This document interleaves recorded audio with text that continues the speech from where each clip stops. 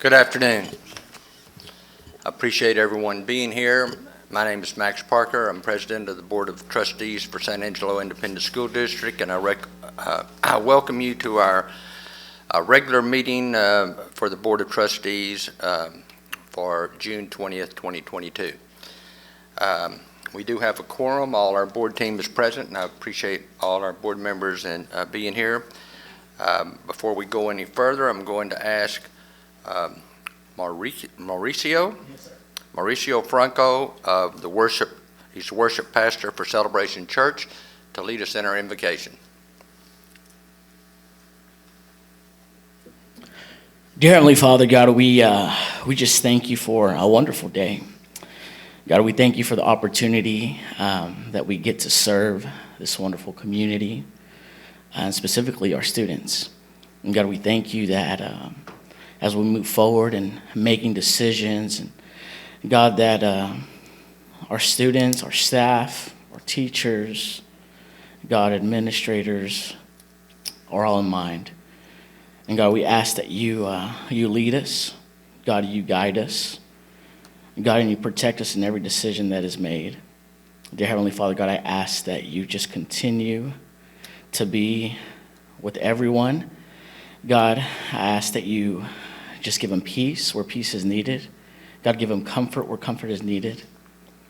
God, and I just ask that as we move forward, God, as a school district, as a community, God, that we move forward together in love. We move forward together in unity. God, I put this meeting in your hands. And God, in Jesus' name I pray. Amen. Amen. Thank you, Pastor Franco. Thank you, sir. Appreciate it. Normally, at this time, we would have some of our elementary students from one of our elementary schools to come in and lead us in our pledge. So but it's summertime, so most of the time that's left to the board, but I found some students out in our outside that will be recognized later tonight, and I've recruited two of them from our ROTCs to help us with our pledges. So if Cadet Amelia Alvarado from Lakeview High School will come forward, and Cadet Christopher Banks from Central High School will come forward. If everyone will stand, they'll lead us in our Pledge of Allegiance and pledge to the Texas flag.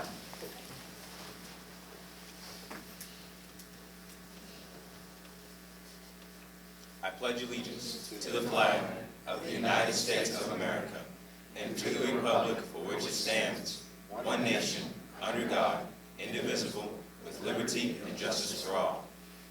Honor the Texas flag. I pledge allegiance to thee, Texas, one state, under God, one indivisible.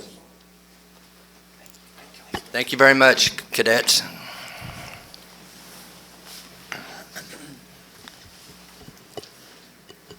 It's a little different having the cadets. They're very forceful in their pledge versus a seven-year-old, a second grader. All right.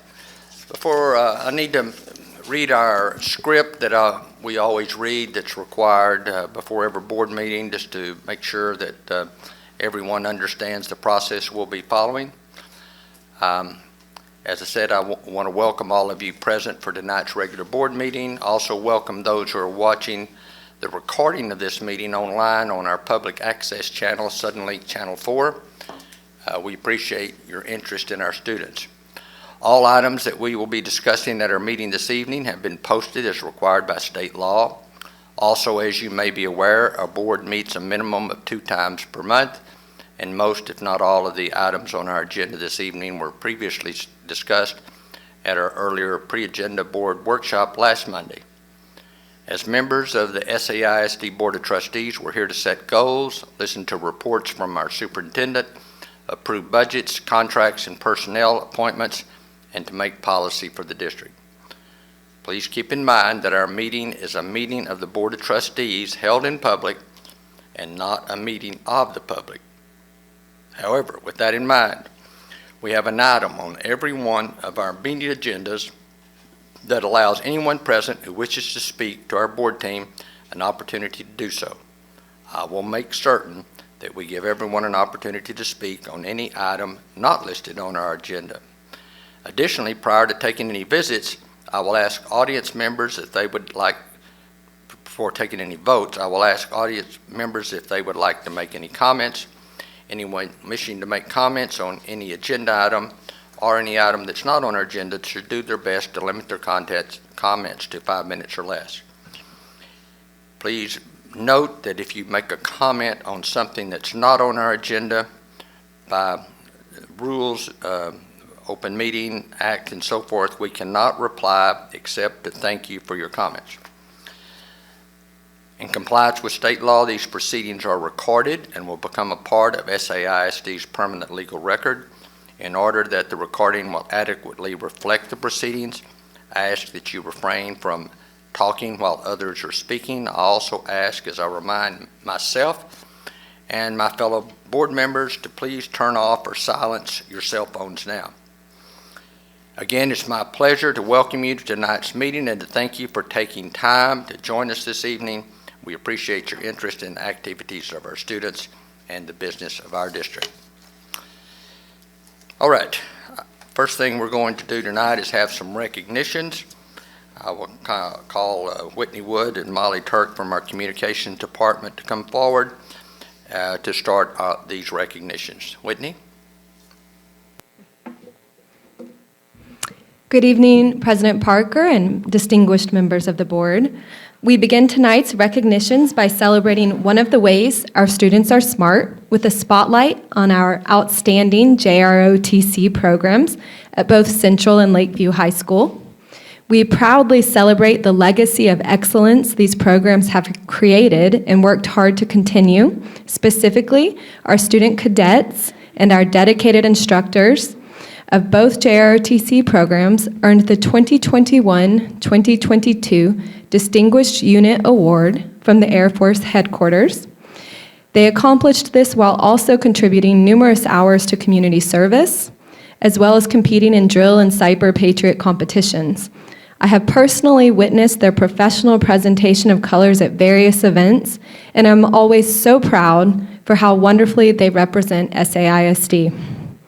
The Distinguished Unit Award, both units earned this school year, recognizes personal growth and accomplishments of the cadets, contributions of instructors as mentors, and the support of the school and local community.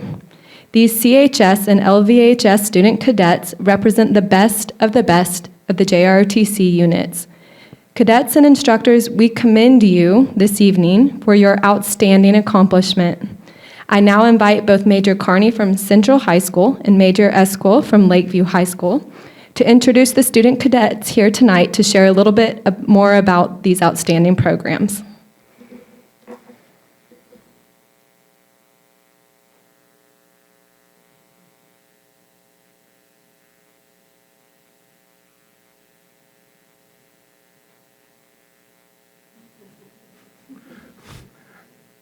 Good evening, members of the board and guests at tonight's meeting.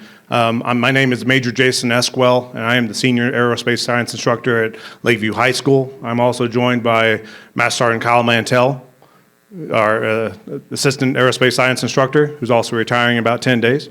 But we're very proud of these cadets. They've done a lot of things this school year that I'm going to have them talk about. A lot of things that we haven't done since before COVID began.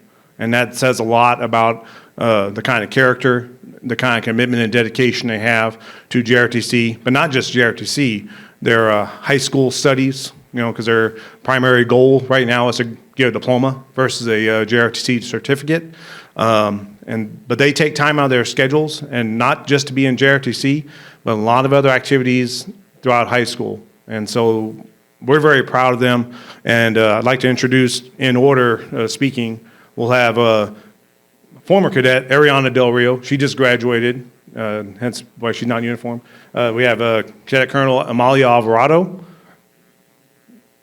Cadet Lieutenant Colonel Damian Davis, and then Cadet Major Brianna Branuelos. And so I'm going to turn the mic over to them, and they're going to highlight some of our accomplishments from the past year. Okay, thank you.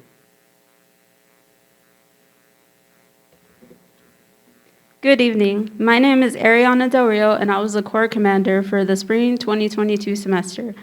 Lakeview Air Force JROTC had an outstanding year, highlighted by the fact that the cadets earned the Distinguished Unit Award for the 16th time out of the last 18 years. And since JROTC is primarily run by the cadets with the guidance of our instructors, earning this award has been a team effort. To that end, we as cadets developed 6 core goals. I will now highlight some of the achievements from our goals. Goal number 1 centered on achieving an improvement of 2 points in the core JROTC grade point average, spanning the first through third 9-week grading periods by setting up weekly tutoring sessions with the designated volunteer cadet tutors. Goal number 2 involved attaining an 85% participation rate in leadership development LDR teams by having cadets participate in at least one LDR team event over the course of the year. The Corps ended up attaining a 98.7% of participation rate in the LDR activities, thereby exceeding this goal. Goal 3 was to improve Corps retention and recruiting by planning and executing 3 Corps bonding activities and 1 recruiting event at our feeder school per semester. First, the Corps performed 2 Corps bonding events in the fall semester that included the icebreaker party at the beginning of the school year and our Halloween party. In the spring semester, we conducted our annual military ball at Angelo State University, which afforded cadets the opportunity to participate in a formal event.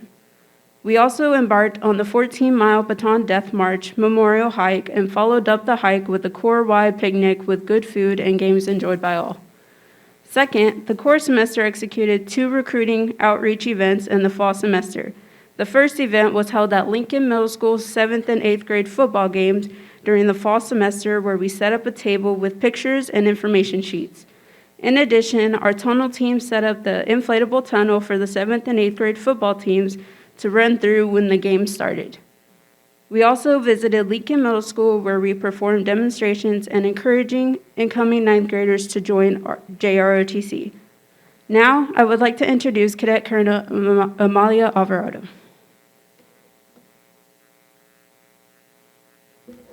Good evening.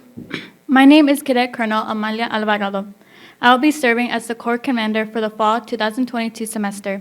I will now highlight our last 3 core goals and some of our community service activities. The intent of goal number 4 was to support the school community by collaborating with other school organizations on 5 service projects throughout the school year. We conducted 2 blood drives in collaboration with the Spanish Club and Vita Land this school year. Both events resulted in 93 pints being donated by Lakeview students and staff. We participated in the Christmas Adopt a Child project in collaboration with Capturing Kids' Hearts ambassadors, in which the Corps adopted 2 elementary school kids and provided Christmas gifts. We also held 2 remembrance ceremonies, a Patriots Day 9/11 ceremony and a Veterans Day ceremony, in collaboration with the Lakeview High School Choir, Orchestra, and Chieftain Band. Goals number 5 focus was to encourage community involvement by attaining 1,200 community service hours, averaging approximately 13 hours per cadet. The Corps ended up attaining 2,139 hours of community service, resulting in the average 24.70 community service hours per cadet, thereby shattering the goal. Lastly, goal number 6 was centered on supporting the Lakeview High School community by organizing and executing a campus cleanup once per 3rd week grading period. Each year, our Cadet Corps strives to be active throughout San Angelo. To this end, we conducted 36 color guard events to include support for the following high-profile events. Laura Bush Institute for Women's Health presents events that include Ms. Elizabeth Hasselbeck as the guest speaker, joint color guards with Central JRTC for the SISD Convocation, the Military Service Academy Night, San Angelo Area Foundation Luncheon, and the SISD End of the Year celebration. Our cadets also marched in 2 community parades, the San Angelo Veterans Parade and the San Angelo Rodeo Parade. The last parade occurring on the same day was the McNeil High School Drill Competition. Now, I would like to introduce Cadet Major Brianna Banuelos.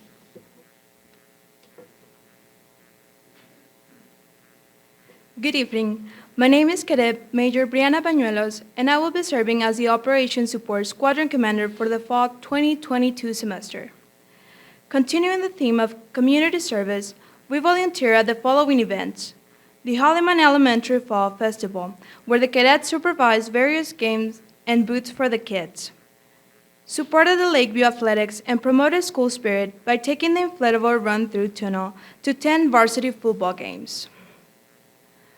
The Future Ready Superintendent Leaders Conference, hosted by San Angelo ISD, in which the cadets team up with Central JROTC cadets and serve as door greeters. Lastly, we assisted with the San Angelo Elks Lodge Children's Fair at Kirby Park to help run the various event booths. In addition to serving throughout the community, our cadets strive to excel in various competition events. First, we participated in 3 drill competitions at the following venues: Waco High School, where we competed in the unarmed regulation drill, male physical training, and Raider Challenge events, the last event resulting in the team earning a 4th place finish. At McNeil High School, we competed in the Saber team and unarmed regulation drill competition events and earned a 3rd place in the unarmed regulation drill event. Finally, at Angelo State University's drill meet, we competed in the color guard, unarmed regulation drill, and wire challenge events, earning a 4th place finish in wire challenge. Finally, our Cyber Patriot team completed 4 rounds of competition, thereby reaching the semifinal round in the gold category for the 2nd year in a row.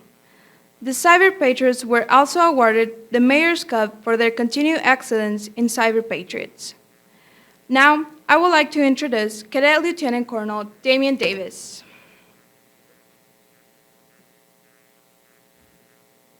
Good evening. My name is Cadet Lieutenant Colonel Damian Davis. I will be serving as the Deputy Corps Commander for the Fall 2022 semester. Not only do we serve the community and compete in various competitions, our instructors make every effort to reinforce what we learn in the classroom by going on various field trips. In October, we toured the Women Air Force Service Pilot Museum in Sweetwater, as well as the 12th Armed Division Memorial Museum in Abilene. Cadets were offered the opportunity to see how the WASP brought honor to our nation and forever changed the role of women in military and civilian aviation. We also learned how the contributes of the 12th Armed Division were critical to obtaining victory in Europe during World War II. In April, we traveled to Camp Bowie for our annual land navigation trip in which cadets learned how to survive with a map and compass. In May, we traveled to iFly Indoor Skydiving in San Antonio, where we learned about the art and science of skydiving. Finally, we traveled to Hardin-Simmons University the week after school ended to participate in Cadet Leadership Camp for the first time since June 2019. 20 cadets attended and improved their leadership skill to benefit the Cadet Corps. All in all, our Corps has successfully year-marked by many achievements and a return to normal operations since COVID began in the spring of 2020. Our cadets continue to grow their confidence and leadership skill while starting to become citizens of character. We want to thank the San Angelo ISD School Board, the district administrative staff, as well as the Lakeview High School staff and faculty for the continued outstanding support to the cadets of Lakeview Air Force, JROTC. Thank you for your time.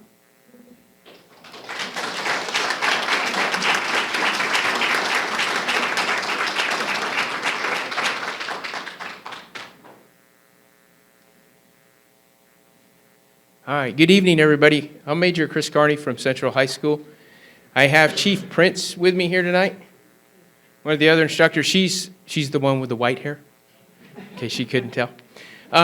There's a couple of our cadets that aren't with us tonight. My incoming group commander is Veronica Ross, and then our support squadron director of operations is Alexander Bordner. They are at a youth leadership conference down on the Lexington this week, sponsored by the Military Order of the World Wars, which we've been sending people to various youth leadership conferences now for about 6 or 7 years. So it's kind of cool that they're there. I wish they were here, but I'm glad that they're there. We also have a cadet who's not on senior staff. These are our senior staff for next year, who is at the Flight Academy. He's our first cadet to get selected to go to the Flight Academy. So he's off for about 8 weeks the Air Force is paying for him to get his private pilot license. So that I thought was really cool. I forgot to put it in their script, otherwise I would have had them say it. Because as you can kind of tell, this is a cadet-led program. When we're not in the classroom, they kind of run everything. If they're messing up and it's not going to hurt anybody, I let them mess up. And then they tell me later on what they did, and then they figure it out. So I'm going to introduce, we have 3 that aren't talking, so we don't have 6 of them talking tonight. Okay? So if I can get the 3 of you to come up, and I'll quickly introduce y'all. This is Cadet Estefania Espinosa, Cadet Andrea Herrera, and Cadet Andrew Knickerbocker. So they're all filling positions in senior staff next year, but we didn't want to talk forever, so they can't talk tonight. All right, I'm going to turn it over to Cadet Isabella Fernandez to start. Hello, I am Cadet Isabella Fernandez, and I will be the Support Squadron Commander for the next school year. As the mission of JRTC is to develop citizens of character dedicated to serving their nation and community, we do a lot of community service throughout the school year. We have completed 2,176 community service hours with events including, but not limited to, assisting with Central High School's 9/11 Remembrance Ceremony, providing spirit teams for all Central football games. That includes running the flags along the track, as well as setting up and taking down the Bobcat head, which was not easy as a person who was doing that. Helping with 5 Veteran Day ceremonies at local schools and 1 event at Fairmount Cemetery. Hosting our annual pancake breakfast for teachers and staff. And as a person who was in the kitchen making the pancakes, it was harder to get the pancake batter out of my clothes than what I thought. As well as hosting our annual custodian appreciation dinner. Providing color guards at community and school events to include the annual National Honor Society's induction ceremony. Assisted Angelo State ROTC with flag ceremonies at their home football games, and I will say that flag is bigger than what y'all think. And now over to my good friend, Cadet Christopher Banks. Good evening. I am Cadet Christopher Banks. I am next year's TX 936 Deputy Group Commander, and I believe one of our TX 936's biggest strengths is our efficiency and color guards.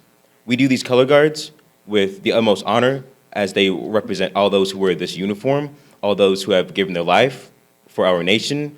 It represents our nation, and it represents the events that we go to, in which we go to many of them, as much as over 40 color guards that include the district convocation at the beginning of the school year, in which we do in joint with Lakeview High School.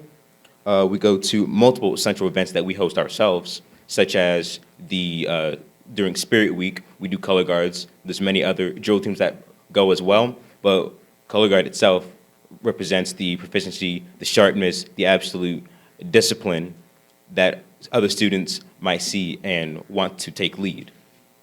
We go to other middle school and elementary school events, specifically, most definitely to represent our drill teams, in which color guard is one of those. So we show them that as well, hoping to attract 8th graders into our program. We go to local community events. We go to the West Texas Rehab Center and other centers around the area and in other towns. And we present the colors, post the colors at the beginning of their ceremonies. We go to the annual fundraiser for Fort Chadburn in the Medal of Honor. We do their color guard with all the service flags and the national and state flag at the beginning of their ceremony, and that we have their Medal of Honor recipient do their presentation and their speech over their service and whatnot.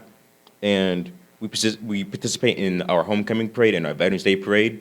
There's color guards there as their importance to represent the nation.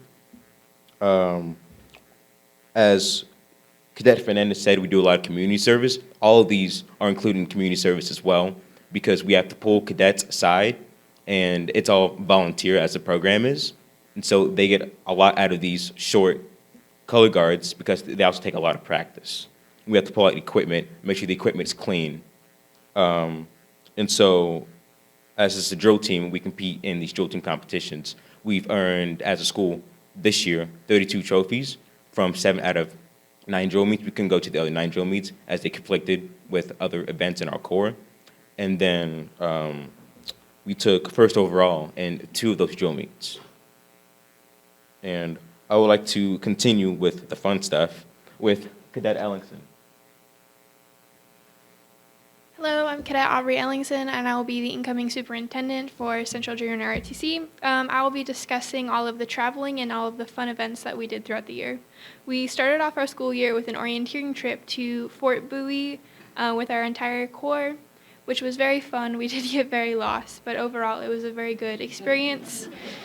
Very lost. It was a good experience for our cadets to get those life skills and to also get to know each other very well. In October, we took a curriculum in action, or a CIA trip as we call them, to Fort Davis and completed a grueling 14-mile hike. It's probably 16 because our major is an overachiever. In remembrance of the Bataan Death March. We hiked through the Davis Mountains as well as visited the fort and the Chihuahuan Desert Research Institute. We also hosted our third straight drill meet at Central despite the difficulties of the past years, and had 8 schools in attendance. We plan on hosting our drill meet again next year and having more schools come. In the spring semester, in addition to our 7 drill meets, as Cadet Banks said, we took another CIA trip to Enchanted Rock and completed another 16-mile hike, learned how to pitch a tent, enjoyed the outdoors, and slept under the stars. To complete the school year, we went and visited the Frontiers of Flight Museum and Perot Museum of Nature and Science in Dallas. It's very cool. I recommend going. And to be sure we were ready for summer and to take on our leadership positions for the next school year, 39 of our cadets attended our summer leadership school at Hardin-Simmons University, along with 300+ students from 30 other high schools.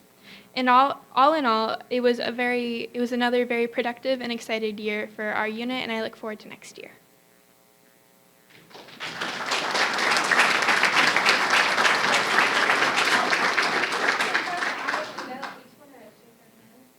And then we'll do unit pictures, each with Dr. Oh, right, yes, Oh, wait, okay. Okay.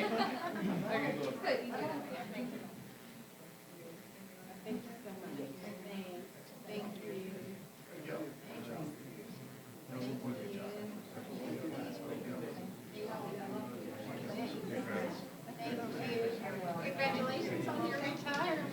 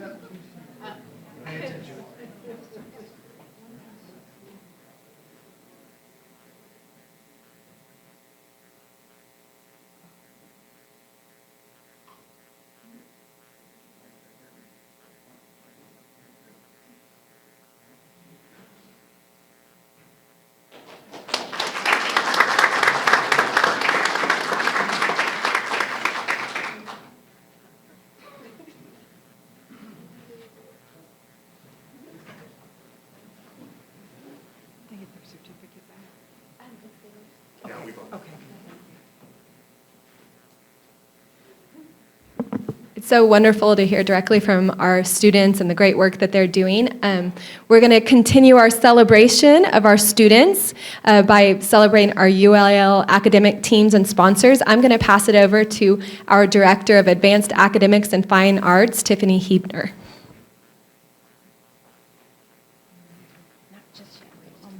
Okay. Hi, good evening, school board members and leadership team. Unfortunately, Mr. Heck Knudsen, he's our Lakeview UIL academic coordinator, was unable to be here, so he asked me to read you guys this. So for Lakeview UIL academics in social studies, Lakeview received second place team at district and had the following regional qualifiers. Corbin Condella received third place individual at district in social studies, and Faith Miller received fourth place individual at district in social studies. Also in journalism, Chloe Norwood placed third in headline writing.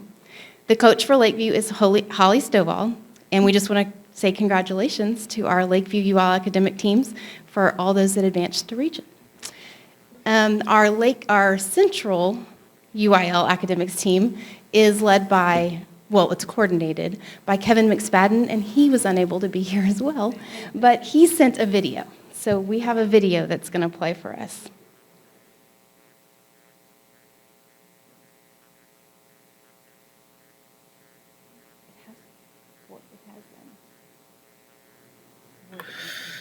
Hello, everybody. My name is Kevin McSpadden, and I am the UIL coordinator at Central High School. I am very honored and privileged to work in this position, and I have made this quick presentation to share with you the accomplishments of those who advanced to regionals and beyond in UIL academics. As you can see, I consider our program to be a tradition in excellence, and my hope is that by the time I'm finished with this short video that you will all see some of why. So our year at a glance, we travel several times throughout the year. This year we competed at Texas Tech, Winston Churchill High School in San Antonio, Abilene Wiley for the Valentine Classic. District was at the University of Texas at the Permian Basin in Odessa. Regional is at UT Arlington. And this year we broke several people through to state. If Coach Evers has already been to your meeting, then you got to hear about his competitors and how well they represented us at the state meet and at the regionals as well. So, as a team, we accomplished several things this year, and what's really interesting is that for most of the year, we really weren't all together, but we still achieved second in sweepstakes at the Texas Tech Fall Fandango. We were third overall at Winston Churchill High School. We were the district champion by quite a bit. That's 11 years running, and I believe 12 out of the last 13 years. Just to give you an idea of how well our kids did, the closest competitor to us was 300 points behind us, and that includes theater, academics, speech, and debate. So once again, Central High School basically eclipsed the competition in our district. We try not to let that go to our heads, but at the same time, we're very proud to be able to say that we are beating the pants off of everybody else, and that makes us very happy. At regional this year, we were third place as a team, and we had advancers to state in science, ready writing, Lincoln Douglas debate, prose, poetry, and extemporaneous speaking. So it was a really good year for our UIL team. So I want to go through our regional advancers. In calculator applications, coached by Nikki Parker, Patrick Smith was second at district, and he was a regional qualifier. For the current events team, which is coached by Rhonda Hatfield, they were the district champions as a team. Olivia Rutherford was first at district, and she came in sixth at a really, really tough regional meet. Thomas Hodge was second at district. Caleb Peacock and Cody Fentress were also qualifiers as a part of that team. In computer science, they were a dominant force at district, as you can see by the individual placements, but they were the team champion, and they came in fifth at region, which is a really, really great accomplishment considering who all is there. The good thing is we have all of these back. Miguel Flores-Acton was first at district, Patrick Smith was second, Francesca Untalan was third, and Camilla Lane was fourth. They took the top 4 spots, and they really stomped a mud hole in their competition. We expect a great thing for them in the future. In literary criticism, they were again the team champions at district. Jackson Harsky was first, Gracie Barker placed third, Nicole Salas was fourth, and Mia Carreon was a team qualifier as part of the Lit Crit team. In mathematics, Patrick Smith was first, Caroline Anderson was third, Ariane Sheikh was fifth, Jude Burnett was a team qualifier, and the mathematics team, again coached by Nikki Parker, was the district champion. In number sense, another one that Ms. Parker coaches, they were the team champion. Patrick Smith, I'm sure you're familiar with his name by now. He was first at district. Maisha Allen was fourth. Ariane Sheikh was fifth. And Estefania Espinosa was a team qualifier. In ready writing, Gracie Barker was your district champion and then the regional champion. And I am proud to report that Gracie, in addition to her amazing valedictorian speech, also has the accomplishment of being the state champion this year in ready writing. Quite an accomplishment. In science, Philip Bordner placed first overall, and he was also the top scorer in biology, chemistry, and physics. Ariane Sheikh was second overall and second in physics. Benjamin Pueyo, fourth place overall, second place in biology. Caroline Anderson and Camilla Lane were both team qualifiers to the regional meet in science. Caroline also had the great honor of being the top biology scorer at the regional meet, which made her a state qualifier. The science team was coached by Melissa Polizzi and Kendra Lanford this year, and they did a fantastic job with their team. In social studies, another one coached by Rhonda Hatfield. They were the district team champion. Olivia Rutherford was first at district. Sam Helm was second. Cody Fentress was third, so they swept the medals. And Caleb Peacock was another team qualifier, as the social studies team did really, really well against some tough competition. And in spelling, they were also the team district champion. That consisted of Patrick Smith, the district champion. He got sixth at the regional meet with a really great score, but in a really, really tough region. Gracie Barker was second. Gabby Alvarado was fifth, and Laura Johnson was a team qualifier. So you can see we really did well throughout our year. We competed against great competition. The regional level, we're getting closer and closer to breaking more and more through, but as you heard from Coach Evers and as you saw in this presentation, more and more of our students are beginning to break through that Metroplex area, and as we like to say, it's not going to be a wall for very much longer because we're going to keep working to knock it down. I'd like to say thank you on behalf of all the coaches who work with the UIL program, and on behalf of myself, thank you for recognizing our students and for the great support that we have. Your support is one of the reasons why we continue to do so well at district and beyond. So thank you again for everything that you do and for supporting our awesome students. And most of all, thank you to all the students who participate. They are the best kids in San Angelo. That's what I tell everybody everywhere I go. And we are all thankful for the privilege that it is to work with them. Thanks again and have a good evening. Okay. We have great kids here, don't we? So great. Okay, so I know he mentioned Kobe Evers several times. He's going to come to the next board meeting. He'll bring his speech and debate team. They just got back from nationals. They were in Louisville, Kentucky. And so before I leave the stand, I want to just give a few shout outs for how they did. And then again, they'll be here next week to tell you about their whole year. They were on fire. It's been great. So again, our Central High School speech and debate team will be in person the next board meeting, but we want to give a shout out and congratulations to our multiple national finalists. And let's see, Chloe Hansen got national runner-up in storytelling. Belle Royer was in finals in 2 separate events, got 4th place in original spoken word and 3rd place in storytelling. We also had a few students finish in the top 15 in the nation. Auburn Jameson, 15th place in humorous interpretation. Jack McLaughlin, 12th place in prose. And Erica Avila, 7th place in poetry, 1 spot away from finals. So as you can see, our UIL academic team and our speech and debate team are doing great things, and we just thank you for letting us honor them tonight. Right, thank you.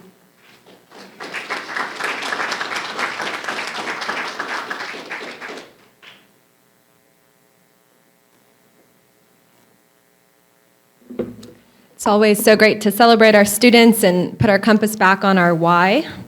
Now we're going to move on to some of those instructors that help cultivate those talents and those skills. At San Angelo ISD, we work to fulfill our mission to engage all students in a relevant and inspiring education every day. Today, we are recognizing 2 amazing educators who truly champion that in all they do, our 2022 Teachers of the Year. San Jacinto Elementary 4th grade science and social studies teacher Hilda Davis for elementary, and Central High School 10th and 11th grade English 3 and English to students of other languages teacher Sarah Willis for secondary. Mrs. Davis and Mrs. Willis exemplify the characteristics within our San Angelo ISD educator profile through their commitment to providing their students with an inspiring educational experience. Mrs. Davis has been teaching in San Angelo for 26 years, all at San Jacinto, and has a passion for innovating the minds and hearts of students in preparation for their future. She has former students who request her to be their children's teacher. She works to incorporate creativity into her lessons. One special one I had the privilege of learning about was a unit on how the surface of the earth is constantly changing and erosion, and how she really brought that to life. It was incredibly interesting and shows how much she puts into all she does for her students. Mrs. Willis prioritizes creating a school environment of joy, hope, and respect, and you can tell she incorporates that into all she does, and fostering skills in each student to encourage lifelong learning. She nurtures the passions of students and colleagues and leads by example, both supporting coworkers and inspiring them to make an impact daily. One of the many ways she inspires students is a unit where students show mastery of TEKS relating to a book where rather than write an essay, they create passion projects to spur student creativity. Students have very few parameters to create a product, and Mrs. Willis even partakes and creates one herself. We are so very proud of these difference makers and thank them for their impact both on their students' lives and their peers. From here, they each advance for an opportunity to be recognized as Region 15 Teacher of the Year, and we wish them very well in that, and we think they're incredible, incredible teachers. And at this time, I ask that you join us in congratulating them, and we also ask that both of you wonderful ladies come up here so that the board can congratulate and thank you, and then we'll get a photo with Dr. Detloff.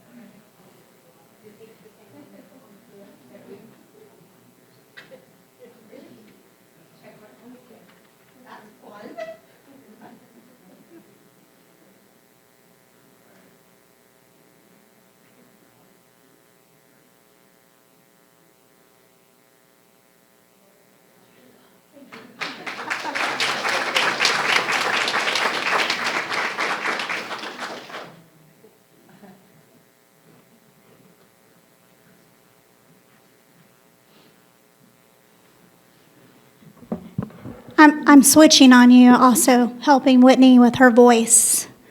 So one thing I want to add for Miss Willis, I want to point out she has one of the cleanest rooms in the district. So want to recognize that smartness as well. Thank you for that, Miss Willis. So next, it is our honor to recognize Miss Rachel Brewster. So would you mind coming on up?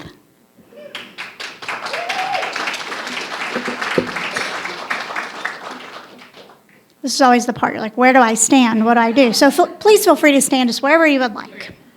So together with Whataburger, San Angelo ISD, and Lakeview High School proudly celebrate Lakeview High School chemistry teacher, Rachel Brewster, for her recent recognition as a Whataburger WATA teacher for going above and beyond to make a difference with her students and the Lakeview school community. Ms. Brewster teaches chemistry, including pre-AP, honors, and dual credit courses, leads the Lakeview High School Science UIL team, and coaches shot put and discus. She is also recognized as an excellent collaborator and leader who immediately sought out innovative strategies to engage students and help them to continue to grow and learn during the early stages of the pandemic. Ms. Brewster is recognized for building rapport with each student, making each student feel appreciated for their unique interests and talents. In May, she was awarded a $1,000 teacher grant from Whataburger as a WATA teacher. Lakeview Principal, Mr. Zach Ramirez, credits Ms. Brewster with inspiring students to overcome obstacles like poverty to earn chemistry college hours while in high school, noting that she tirelessly commits and allows our students opportunities to prepare themselves for a better future. In addition to the WATA teacher recognition, Whataburger has been an ongoing supporter of our SAISD educators, and we want to extend our appreciation if they are listening or watching this recording. Congratulations, Ms. Brewster, and thank you for all you do to positively impact the lives of our students. Thank you.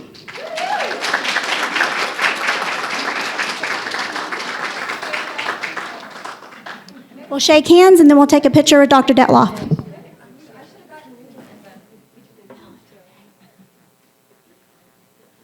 I want to add she was one of only 30 of the WATA teachers recognized too, so pretty important club there. We also teased Coach Brewster about having a lot of new friends because she has a lot of Whataburger for a year. When you have a lot of Whataburger, a lot of people want to come around.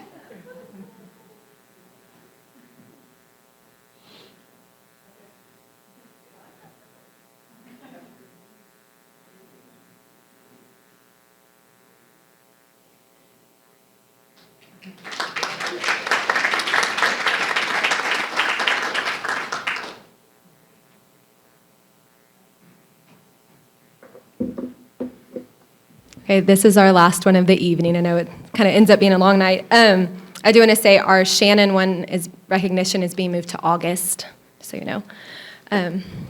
Community partners are what make our community-wide literacy initiative, San Angelo Reads, possible. San Angelo Reads is above and beyond the important work San Angelo ISD does in our classrooms to build lifelong readers and extends out into the community beyond the school walls, because we know from data how critically important it is for children to be read to and be reading at home from an early age.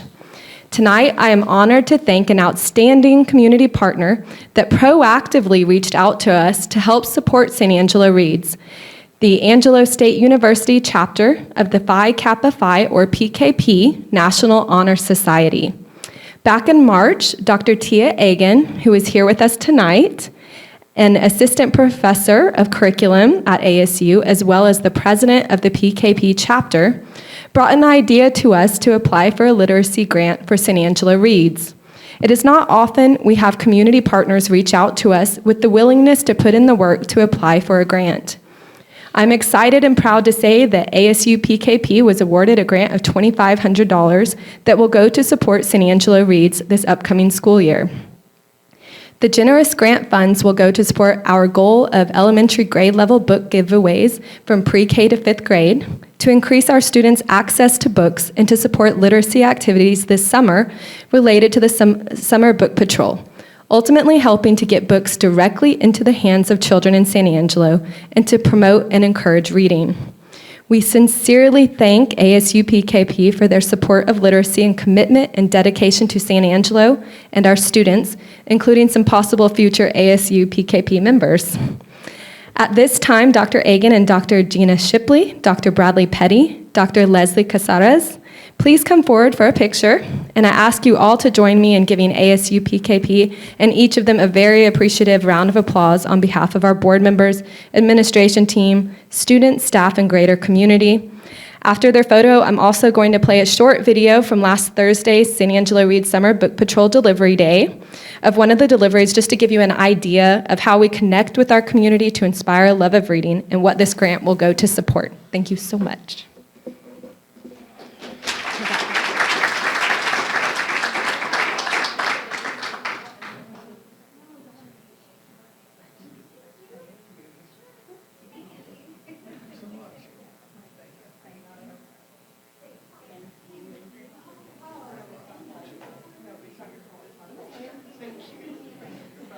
And we also want to add to that Dr. Dara Anderson. We appreciate her being here too and her support of San Angelo Reads.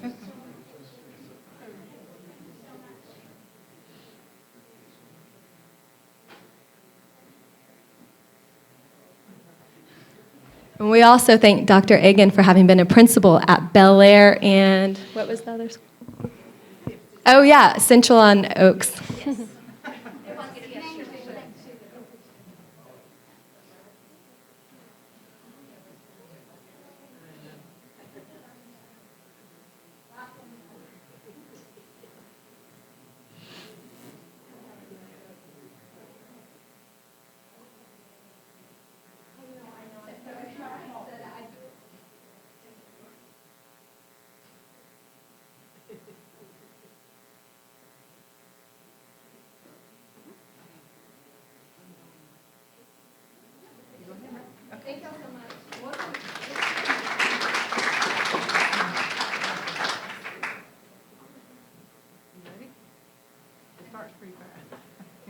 And thank you to Brandon Lagon for putting this video together.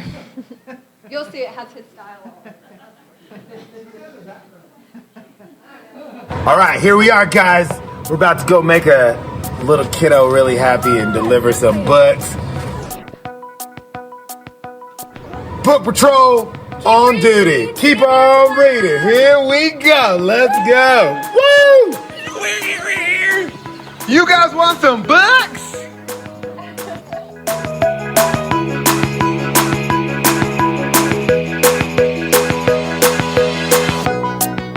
And you also got some stuff from our friends at HEB. Do y'all know HE Buddy? Yeah. He likes to read a lot too. So he's got some some snacks and then some colors in there, I think. So here you go. Thank you. Oh, you're welcome. Do y'all like to read? Yeah. Awesome. Aww. Well, you know what's really cool is when you read to your little sister. I bet she would love that. So I hope you like the books that you got in there. Your principal wanted us to tell you happy summer and to keep having fun and reading all summer. Okay? Thank you, guys. Y'all keep reading, okay? Yeah! Bye, guys. Thank you.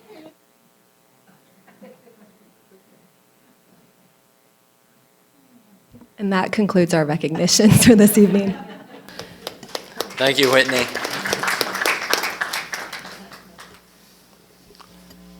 Okay. This is one of the last few months have been special times for the board. We always look forward to our recognitions when we're honoring our students and our teachers. And we appreciate Whitney and Molly for putting together most of these recognitions. All right, on with our agenda. We need to approve our minutes for May 9th, 2022, our special finance pre-agenda meeting, and May 16th, 2022, our regular board meeting. Do I hear a motion to approve? Make the motion to approve the minutes for May 9th, 2022 special finance pre-agenda meeting and the May 16th, 2022 regular board meeting. Second. We have a motion by Mr. Gagos and a second by Mr. Dindal to approve this. Is there any other board discussion? Is there any member of the public that has comments on this? If not, all in favor say aye. All opposed say no. Motion passes. At this time, as I mentioned in my earlier comments about how we conduct our meetings, this is a time for anyone that wants to make public comments on topics that are not on our agenda tonight. Is there anyone that wants to come forward?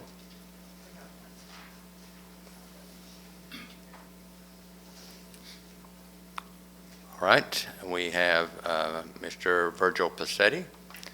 Mr. Passetti, you understand the process, so just be sure you speak and let us know your name, and then try to limit your comments to 5 minutes or less. Thank you for being here.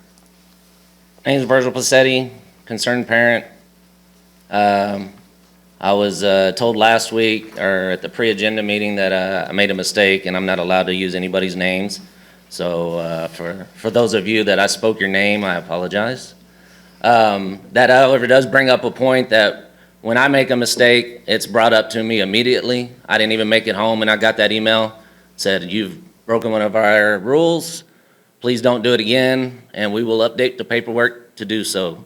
So I know that you have the ability to know the rules and, hold the people that break them accountable. So, I'm sorry for that. The main thing I have today is, this is the other side of it. You have about $250,000 worth of head count showing you all the good things. I'm one guy and I don't get paid. Still, Bowie's had no stems. Got some feedback that some of the STEM items that were put there were still unopened in the box, so the students didn't get to utilize those this year. Still upset about that. Still out of, all these people here, nobody can tell me what the root cause is for that. And if we have any corrective or preventive action, I'm not asking for people to be fired. I had a discussion with one of the board members and they said, well, what do you want me to do, fire everybody? No, I just want to let my son and his fellow classmates at Bowie have access to the same things that the other kids have access to. That's all I'm asking for. Please reach out to me. Please let me know what you're going to do different. I know you have a new principal coming in, but she's coming into a school that has nothing as far as STEMs. Are y'all going to do anything to help bring her along faster? Are we going to do anything to make it up to these kids? Or are we just going to pretend like everything's great and maybe somebody in the communication department will go into other schools and show us how great it could be? I would like to, say, you know what, there's a problem at Bowie. We identified it, and here's what we're going to do for these kids to make it right. Let's do that video. We have to have some introspection here to say, look, we made a mistake, and now we're going to do things right. We can't just go around saying all the time everything's sunshine and bunny rabbits and have a whole department that does nothing but that. If there's a problem, admit that there's a problem. And if there's not, someone reach out to me and tell me that there's not a problem.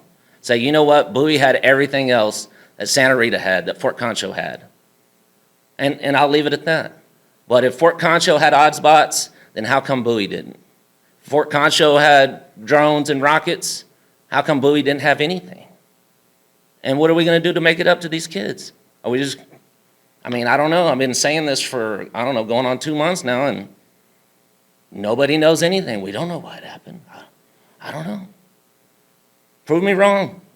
If Bowie had the same amount of STEMs as the other schools, then prove me wrong.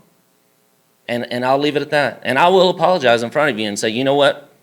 I was mistaken. I shouldn't have said anything.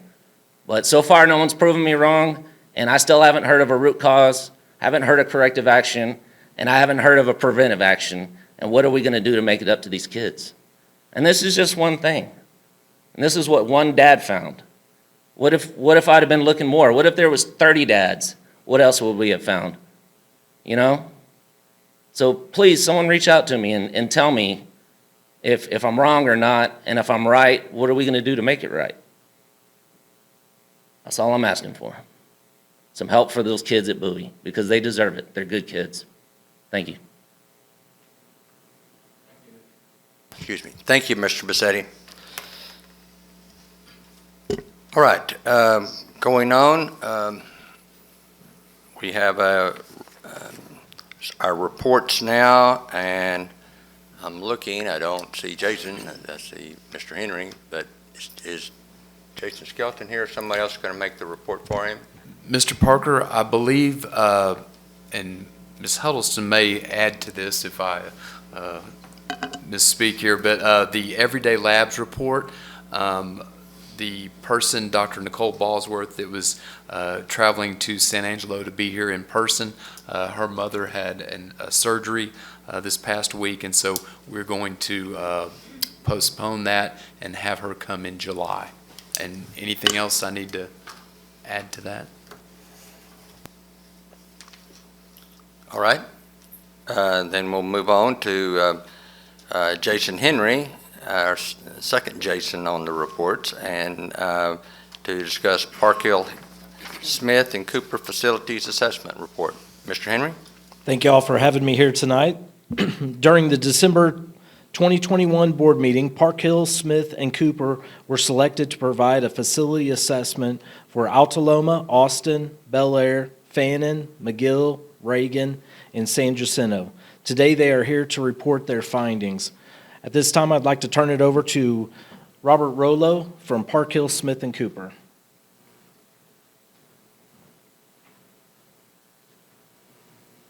get the PowerPoint working here. Dr. Ditloff, Board of Trustees, we're proud to be here. Appreciate your faith in us to support you with this facility assessment. We began, I've got a little timeline here. That's just a picture of our team that did the actual boots on the ground, we call it, climbing through the buildings, climbing on the roofs, under the buildings, all around the site. With me here, I've got Ty Cisco. He's one of our landscape architects. He was primarily responsible for assessment of the exterior condition of the building, sidewalks, parking lots, ADA accessibility, those kind of things. So as Jason mentioned, we were hired to take a deep dive look at 7 facilities. These 7 facilities are ones that either were not touched in the last bond election improvements or are among the oldest in the portfolio of elementary schools. So that's the reasoning behind the ones we looked at. In terms of process, we started back in February, March with the data collection and the initial conversations. March, April, we did most of the field, boots on the ground work in the buildings and around the buildings.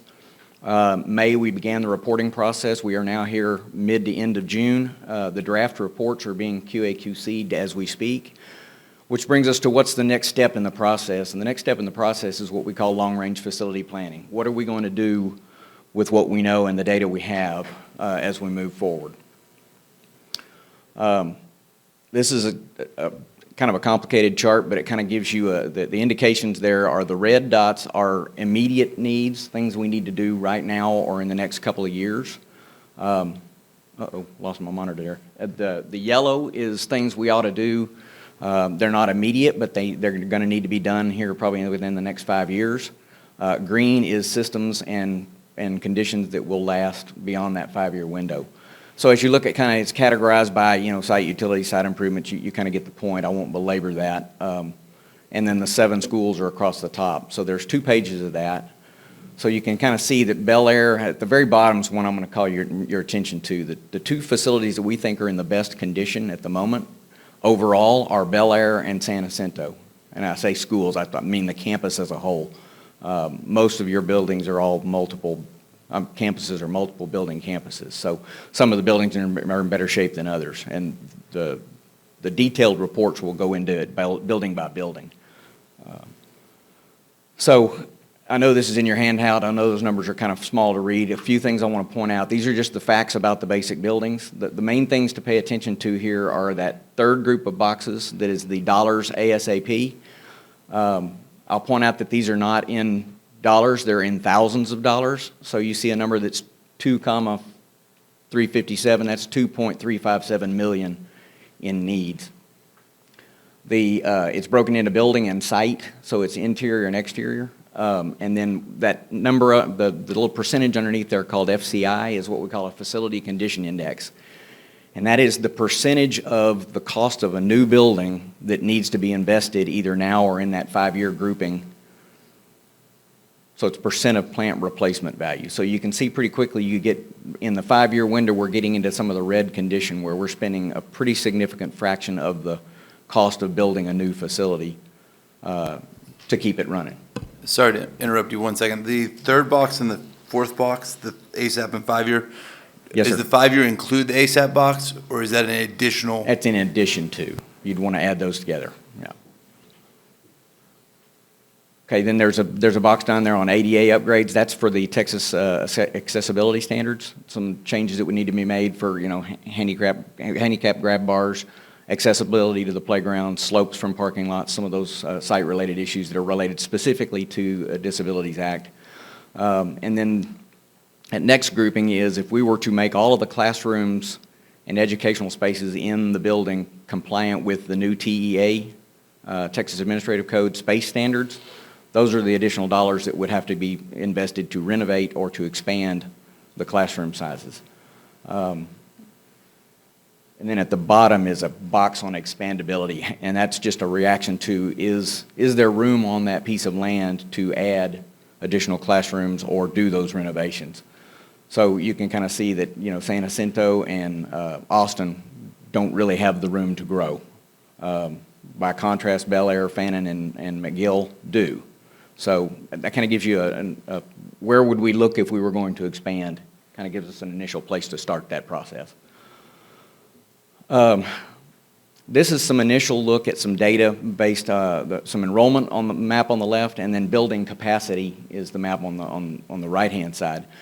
The red on the left map indicates that those campuses have lost 15% or more of their students from 2019 to 2022. Declining enrollment. The orange is 5 to 10% of that population has gone elsewhere. White is essentially 5% to 0% change, and then you've actually got one school, the green, that has actually gained in enrollment in the 3-year period.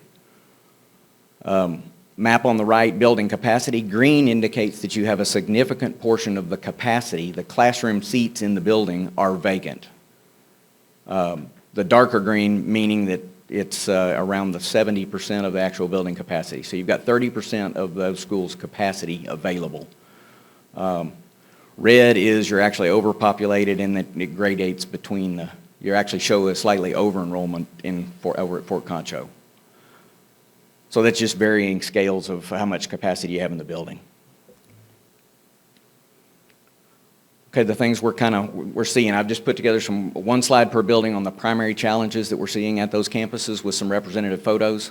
Alta Loma, the original construction on that campus was 1950. The problems we're seeing there are there's some site drainage issues.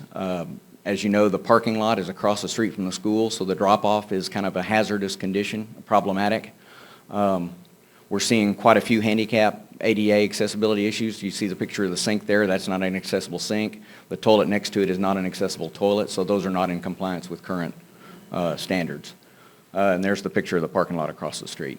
That campus was also reported to have quite a bit of plumbing issues. I ought to stop and pause and say we really appreciate, I meant to say that at the beginning, the staff here has been incredible to work with. They've been very cooperative and, bringing the ladders around with us and just helping out. So but kudos to them. It's great staff to work with. Austin Elementary, built in 1929 on the original building. Its primary challenges are structural. There's some deflected wooden roof trusses. You can see the ponding on the roof on that left-hand image. Because some of the web members on those cords are becoming detached, which is allowing that roof to sag. So I'll talk a little bit here about what we think is immediate needs, and that's one thing we really need to get on to pretty quickly. It's not in any danger of collapse or anything like that. It's just something that you don't want to let go unchecked for very long. Exterior facade, you can see the building expansion joint or where it's actually cracking pretty good in the brick. Needs to get some brick pointing done there so that we don't get moisture intrusion into the wall cavities and into the building.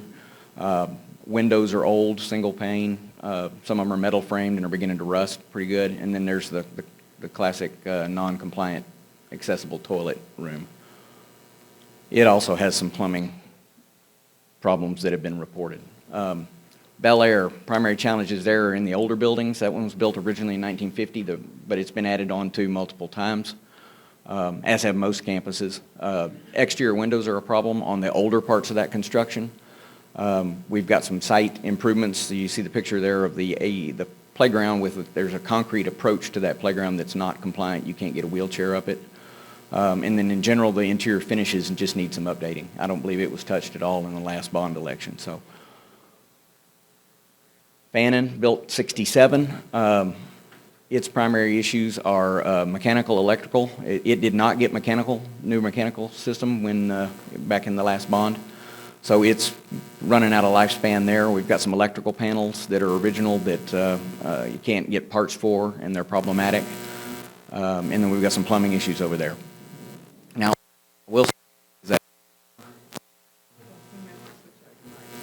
am I dying? Battery? Well, no, I think it's working. Okay. We're good? Yep. So on Fannin, there is really good new addition to that building. It's the older portion of the building that has most of those problems. So it's something to consider as we... McGill? Well, we'll hang in there. I don't have a lot long to go here. So McGill, again, exterior windows, interior finishes, and plumbing have been a big problem at McGill. You can see we've got a little bit of deflection or sagging in the roof. Maybe need to put some tapered insulation on that left-hand roof picture.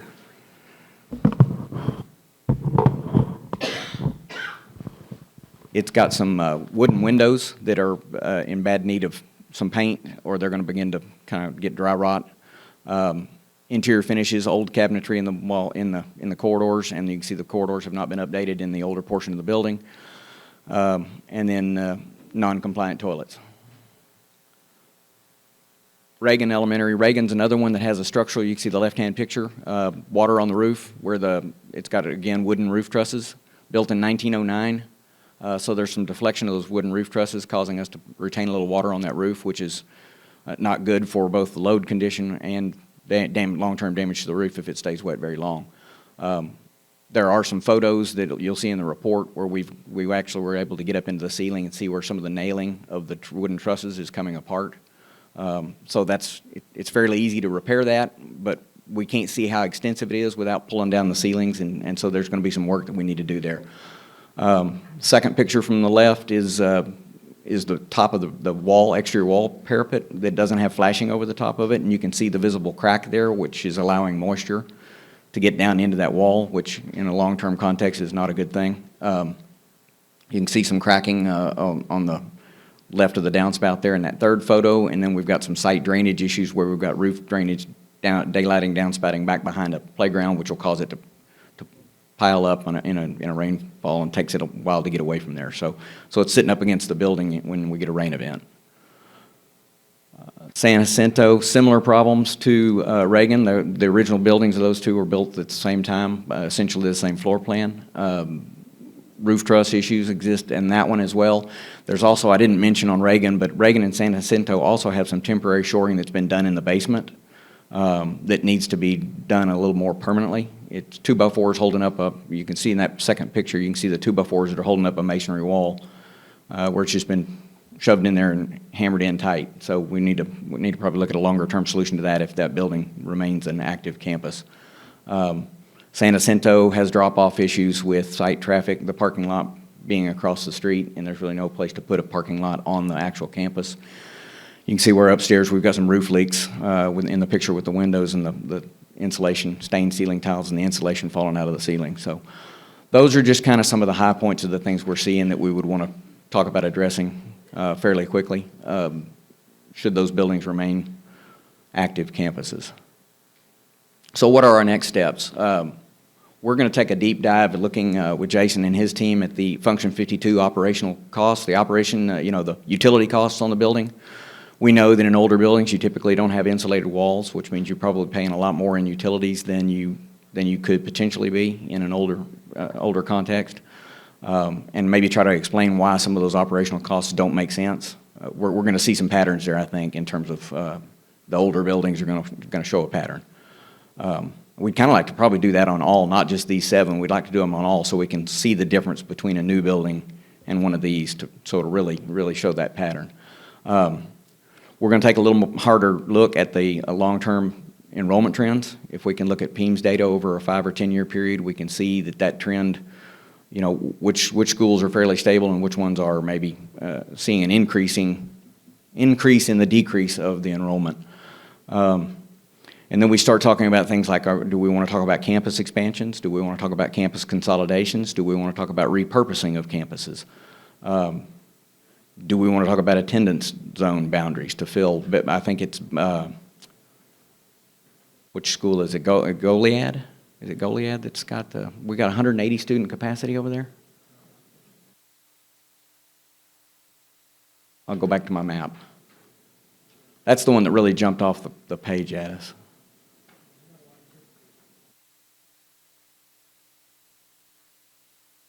It's not going backwards for me. Here we go. It would go backwards if I hit the right button. Yeah. The North Elementary up there. It's got 184 students of capacity in it right now. So I think it's got 707 capacity and we're 180 less than that. So there's a lot of empty seats in that particular building. Really, that whole section of town, all of those are dark green. But that's the one that's got 62% of its available capacity is where you're at. So you got plenty of room. So those kind of studies do a little deeper dive on where are the kids, where do the kids need to be, and then we talk about what do we want our end state to be. you've got roughly 6,200 elementary school students, and you've got 18 elementary schools, so I didn't do the math. Maybe Ty can help me. But it's not, we try to target in current school design somewhere between the 600 and 700 range for an operational efficiency standpoint. And one of the things that we find interesting is the first complaint you hear is that the quality of education is going to suffer when you go to larger schools, and that's really not true. The data doesn't support that. We can look at STAR data and enrollment numbers, and it actually peaks somewhere in the 750 range on an elementary school statewide. So the small school argument is not really that valid. So with that, that's my show. Questions? Thoughts? Comments?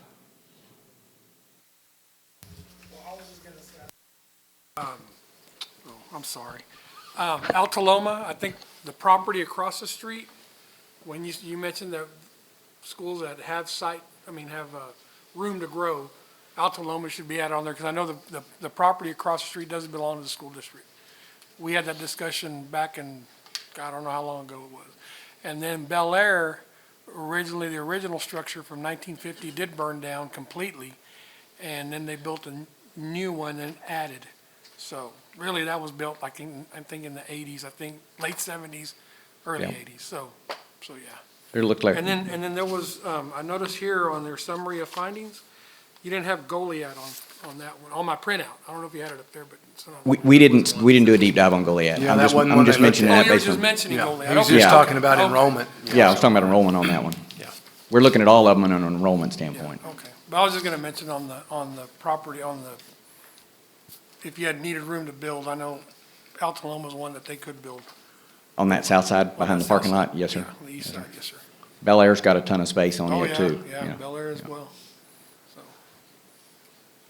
Fannin. Thank you. Fannon's got plenty of good room, except it's got that power line that runs right through it, so we kind of have to be careful with how we handle that, but. And McGill.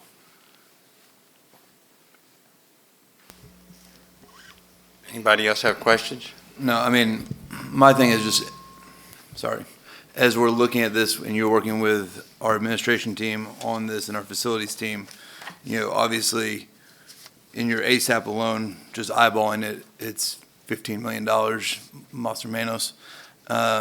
And so in order to be running a district with this many elementary schools, we need to look at how we're going to run that efficiently with the budget that is the reality of our budget. Because we are going to have to figure out a way to run elementary schools as efficiently as possible with giving children everything they need.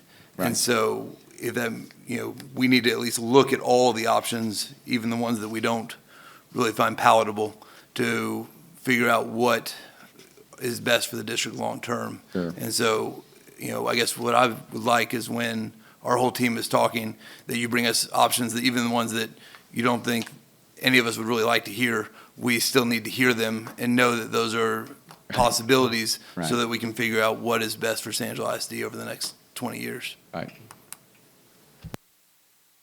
That's kind of what we talk about by that long-range plan. It's not today, tomorrow. It's where do we need to be in 10, 15, 20 years. Yeah. The other thing I'll say is that small school discussion is when you get a little bit larger population in a school, you can now afford to have full-time counselor, full-time art teacher, full-time nurse, full-time some of those student support services that you can't do. You've got the half nurse, kind of staffing positions when you have smaller schools. So there's some other benefits besides just the fact that the test scores actually do go up, in fact. So. Just a couple of questions I have that I just missed in your presentation. And when you have the chart, because the summary of findings, and you had what Mr. Kingman was talking about, you have what repairs need to be made as soon as possible, and then what repairs need to be made in the next 5 years. Yes, sir. You mentioned a figure that once it gets to a certain percentage, it probably makes more sense to rebuild than to repair. And I don't know what that I didn't hear that percentage. Well, 20% is when we started calling them red, but that's not necessarily what happens in reality. Sometimes, you start talking at 50%, you surely wouldn't want to invest money into, I used to have a client that used the old adage. I said, if I had a Cadillac with 300,000 miles on it, why would I start changing the oil today, right? So at some point in time, you have to just let those really old ones go. Now, there's different rules of thumb we use in the industry, but I believe that it's red if it's 20% or higher. That doesn't mean that that building's not salvageable. That doesn't mean that that building's unsafe. And the next chart had to do with the enrollment changes, and I didn't see any log to go by. You were calling it out, but I heard what red, green, white, but what was the orange? You mentioned it, and I don't know what percentage that one was of declining enrollment. Orange was like 5 to 10. Red is over 10. White is 0 to 5. Okay. Green is gained enrollment and red's over enrollment. Correct. Okay. Just for those that are here and those that might be watching online that might say, what's the board doing now? Why do they even have someone like Park Hill doing this? Does this mean they're going to be talking about another bond or something? But I think sometimes our stakeholders forget that they've elected us. We're called trustees of San Angelo Independent School District. And trustee is someone you mean that you've entrusted something to. We board members, you've entrusted your school district to us, and that includes your facilities. And at least for me, I am not an expert on facilities. I don't think any of our board members would say that. So to be able to get a good grasp of how things are, what condition our facilities are in, what repairs need to be made, what suggestions could be made, and so forth, we usually have a facility study. This is probably, during my 18 years I've been on the board, maybe the third time we've had some facility study made. And that's our job. It's what we think is our job as trustees, to have someone look at our facilities. So I think you'll admit, there's some campuses that probably could have been included on this. We just limited it to this. It doesn't mean that all our other campuses are in great shape. There could be charts made for other campuses also, but we were trying to look what might be within our means, and some thoughts we had and some suggestions we had of what we might could do, and these are some of the campuses that were selected. But what we're trying to determine, and I think at least the way I understand it as a board member, we're trying to determine what is the conditions of some of our campuses, what are some timelines as to repairs that need to be made. Then we have to determine, as you just said, does it make more sense to repair or rebuild?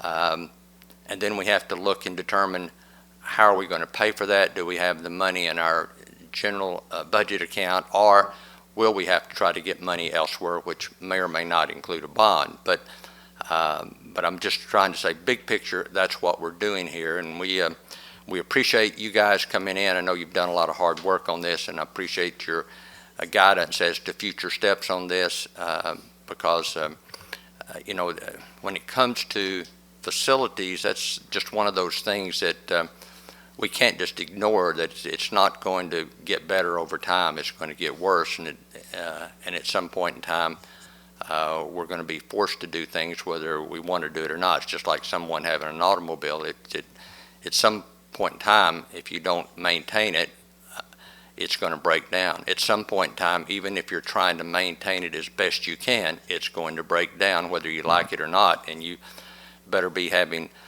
money saved for what happens when that happens, or you're going to be in trouble. And for us, we don't want to get in trouble, because that means our children that we're entrusted to do the best we can with are going to be in trouble, because they won't have a facility that where they can be educated. In my hometown, when I was growing up in high school, eventually the high school had to be condemned before we could even get a bond passed, because the public just didn't understand that concept, and that for 4 or 5 years, kids had to go to schools in the educational halls of churches and so forth, because they didn't have anywhere to go to school while the new school was being built. So that's the situation we don't want to get in here. So that's why we're trying to do our job, and I hope the public will support us in this while we're trying to, right now, we're just in the gathering information stage, and we've got you guys as experts to help us get this information so we can determine what we can do and what are going to be options. So thank you for being here. Where do you, I don't know if it's been mentioned, but I don't know where you guys are traveling from, but where do you live? I'm in Lubbock. Okay. Ty's actually here in San Angelo, so. All right. So I know you've had people here for several months spending a lot of time here. So we appreciate the information you've gathered. And board members, I know some of you have met, we've had some luncheons and some breakfasts where we've learned a little bit of some of these information already. But you've given us your cards, and I know that our admin team will be staying in touch with you, and we'll be looking forward to meeting with you on a more regular basis as we gather information. Yes, sir. Right? Yeah. All right. Make some good data-driven decisions. Okay. Thank you, sir. Thank y'all. Max, I wanted to make one final comment, if you don't mind. And Mr. Rollo mentioned this in his presentation, but I think that last school that we built new on this list was Fannin. We've made a number of additions to a number of these campuses, but the last totally new campus that we built was Fannin, and that was in 1967, I think. So all these buildings, with some of them being built in 1909, but some of them, the most recent one is over 50 years old. Yeah. You know, so that's why we address these campuses first, and certainly it's not an indication of all the work that we need to do to maintain buildings and make sure that our students have the best possible learning environments. But this would be a great start, and we really appreciate y'all coming in and helping us with this. So thank you. Appreciate that. Thank y'all.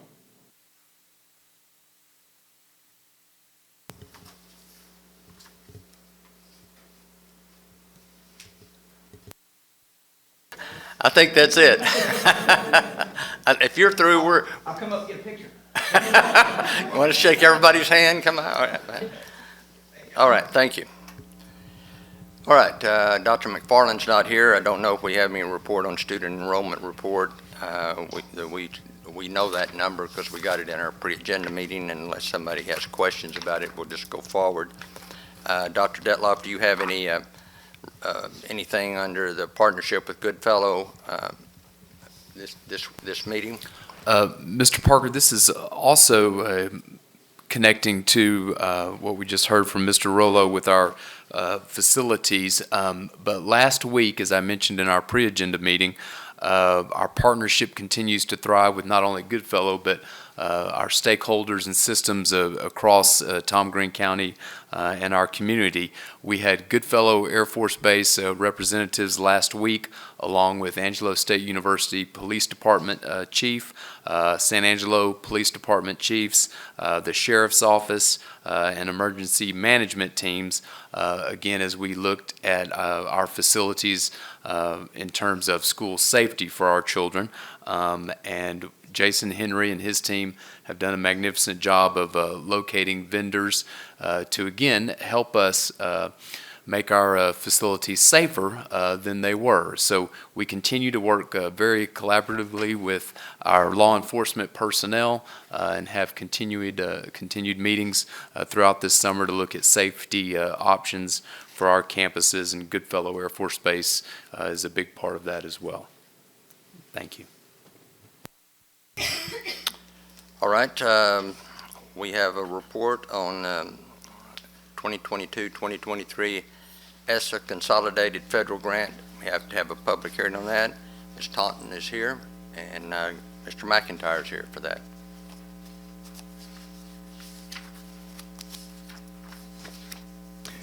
Mr. Parker, members of the board, Dr. Detloff, we are here this evening to present information regarding Every Student Succeeds Act, also referred to as ESSA. ESSA funds are federal funds that flow through the state to what they call local education agencies, and that's us, the school district. So when it refers to LEAs, they're talking about school districts. We're required to provide the public with a general overview of the plans for the title monies for the upcoming school year. listen and consider comments prior to submitting the ESSA application, and that's what this opportunity is about this evening. Districts are required to meet certain federal requirements, such as ESSA money has to be reserved for homeless students, parent and family engagement, private nonprofit services, contracted services, and indirect cost.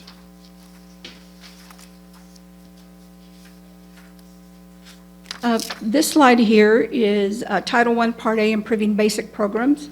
Our planning amount for 22-23 is a little over $4 million. And the purpose of the Title I funds are to provide supplemental resources to maximize student outcomes and focusing specifically on students at risk of not meeting the state academic assessment standards. A big part of these funds support our pre-K program. They are used to staff instructional coaches at all the elementaries. They staff paraprofessionals, provide professional development, instructional materials, and equipment such as devices. And this is also where the parental involvement activities are paid for on the campuses. Title II, Part A, planning amount is $549,330. The purpose of these funds is to improve the quality and the effectiveness of teachers and principals. Title II funds are used to provide professional development and instructional coaching that align with the district's learner and educator profile. They also are used to support leadership coaching for principals and curriculum writing. Title III, Part A is the English language acquisition, language enrichment, and academic achievement. And the planning amount for 22-23 is $72,383. And these funds are used to ensure that English learners, including immigrant children, gain English proficiency and develop high levels of academic achievement in English. And they're used to provide and fund bilingual aids, professional development, and purchase bilingual curriculum and supplies. And then we have Title IV, Part A, planning amount $306,120. And the purpose of these funds is to provide supplemental resources to maximize student academic outcomes, focusing on students at risk of not meeting the state academic assessment standards. Title IV funds will be used to continue to staff digital innovators, professional development, technology resources, and safety resources, such as capturing kids' hearts.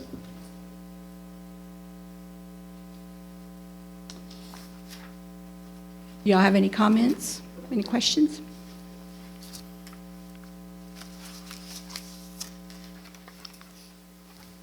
I don't think so. I appreciate you giving us this report. I know this was a public hearing. We do this every year, and I appreciate you doing all the work to make this happen, so thank you.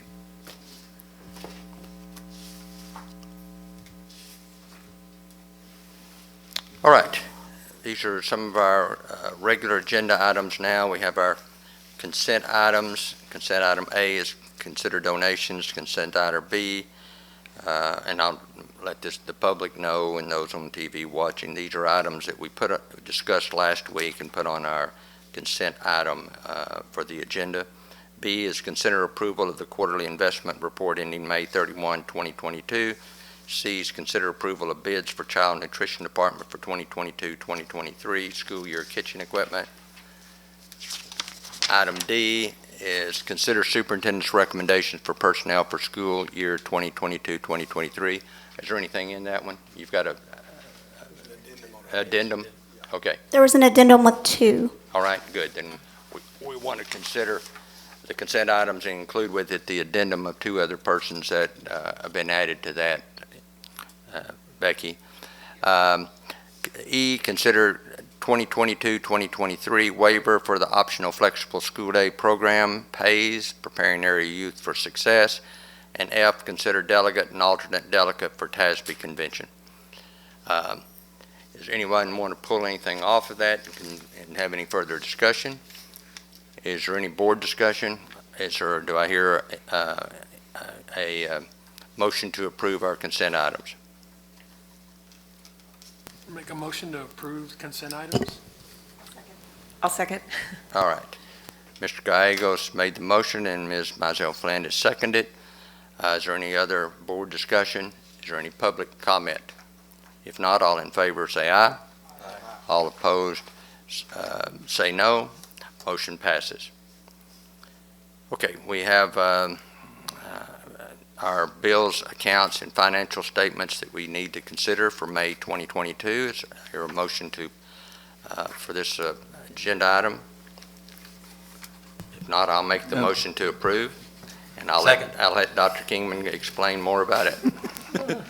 Just as a reminder to our public, if you go to our district website and go to financial transparency under district, you'll be able to see our full checkbook and all of the statements and accounts that we are ratifying here and have been discussed previously at our pre-agenda meeting. And I cut you off, but did you second my motion? Oh, Mr. Dindle seconded the motion. All right, so we had a motion and a second and an explanation. So is there any other board discussion on this? Is there any public comment as to our bills, accounts, and financial statements? I'll call it for a vote then. All in favor say aye. All opposed say no. Motion passes. Consider proposed amendment for district official budget general fund.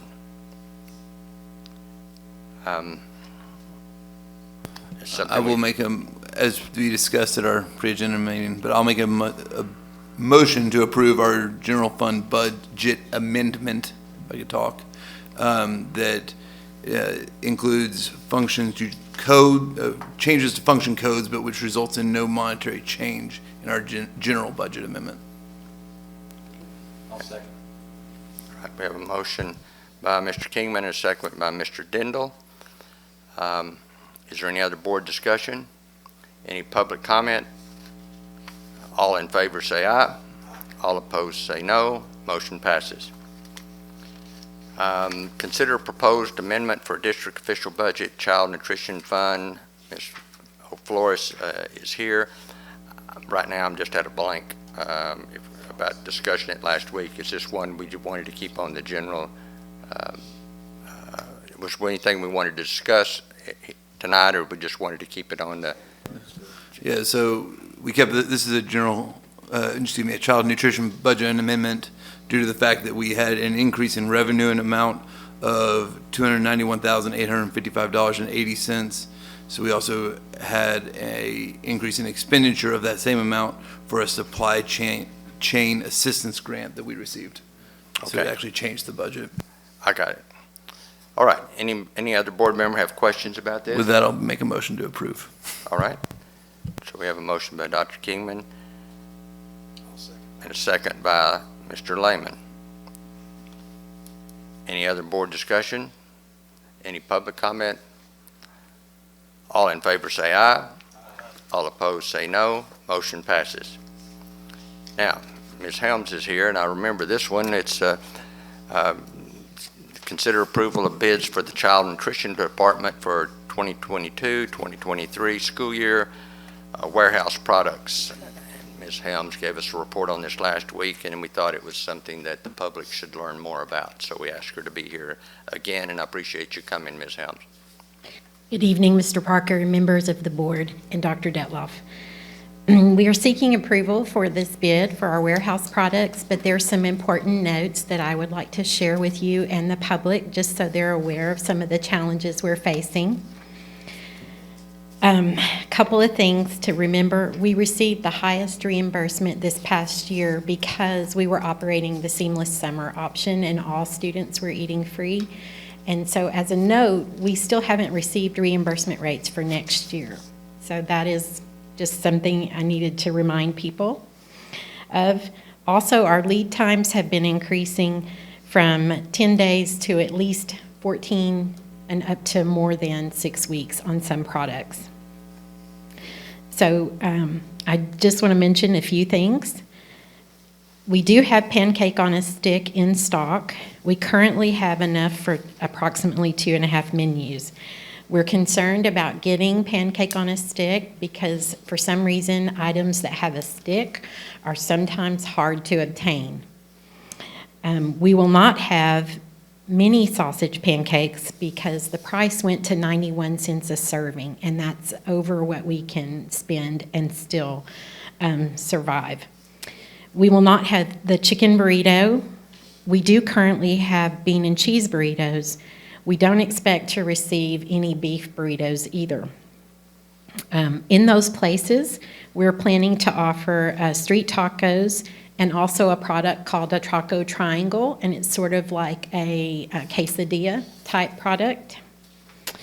We will get regular corn dogs, at least for the first part of the year, because we stocked up at the end. Again, forecast on items with a stick, hard to find sometimes. We also have a 500 case minimum on that product, so we're going to have to manage our freezer inventory very carefully. And I shared with you how many pallets we currently have in there. Last week, that was 173 pallets in stock. We will not have egg rolls. That was a student request, so we were looking into that at 59 cents. That's what an entree usually costs, and an egg roll would be a side, so we just can't afford to serve an entree and the egg roll together. So we'll keep trying. Maybe the price will improve next year. We won't be able to get gluten-free corn dogs. We will not be able to get gluten-free mac and cheese. We will continue to offer our gluten-free students sandwiches and salads. We were able to get gluten-free chicken nuggets and gluten-free pizza. As I mentioned last week, we won't be able to get Minchie's frozen yogurt, which is a premium yogurt product, because they changed from 120 mixed pallet, 120 cases mixed pallet, to 240 of each flavor, and we just don't have the storage space for that.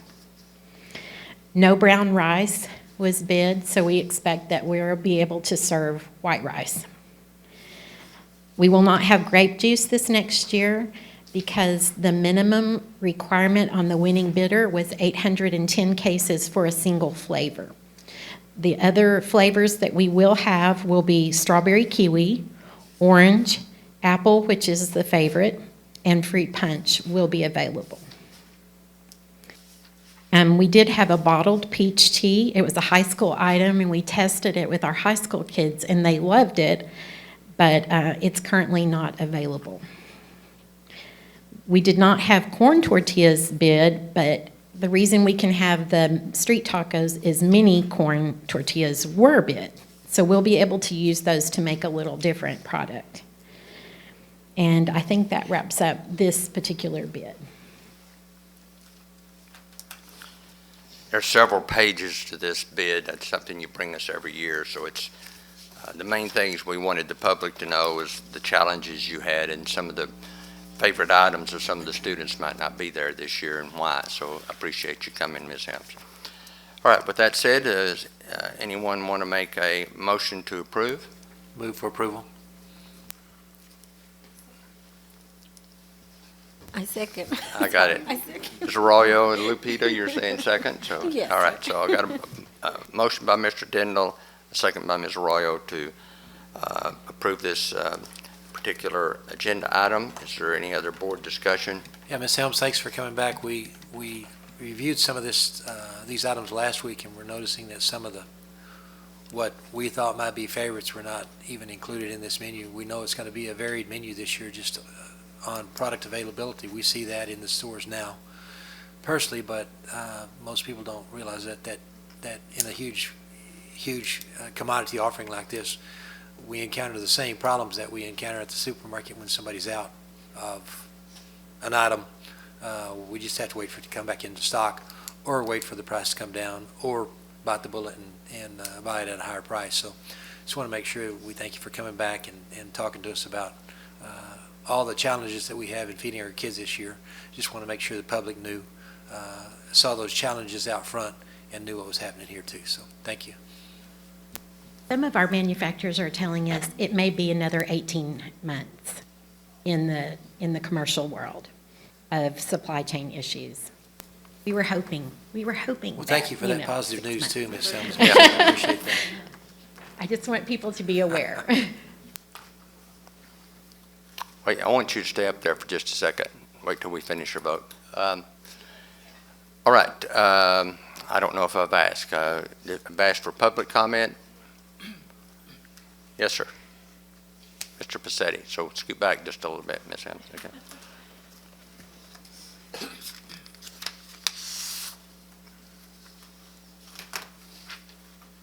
I know you've introduced yourself, but go ahead and introduce yourself again, sir. Yeah, Virgil Passetti, concerned parent. The only thing I want to add on this, I did reach out to her and, let her know that, my thoughts on nutrition being very important to the kids. And one of the things that my kid, comes home and tells me about is when he does have a great lunch. In my industry, we're also having supply chain issues. I was just wondering if y'all had a protocol for if we do have a freezer to go down, do we have that in place? Since a lot of these things aren't replaceable, do we have like a SWAT team that can come together and really save those items, because they aren't, even all the money in the world, we can't replace them. And so, I don't know if we have a reefer truck that could be, I'm not that smart. So I'm just wondering if we are having this issue, she's doing all this hard work, do we have like a SWAT team behind her to protect that commodity? And that was what I wanted to add. Excellent question. You mentioned, Ms. Helms, last month that the way I was picturing it, you may have a freezer that's almost the size of this room because you have many, many items there. Do we have backup generators for in case our refrigeration units go down? I don't have a clue. Okay, so when it's a school that goes down, our normal procedure is we have 4 warehouse staff, and even if it's after hours and we know it goes down, then we go to the campus, pick it up, and bring it back to the warehouse, and then until that local school can be repaired. So then at the big warehouse, it's bigger than this room, and that's where the 173 pallets are.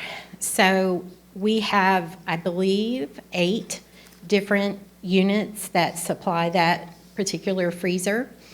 And so as long as more than half don't go down, or even 40%, we get nervous.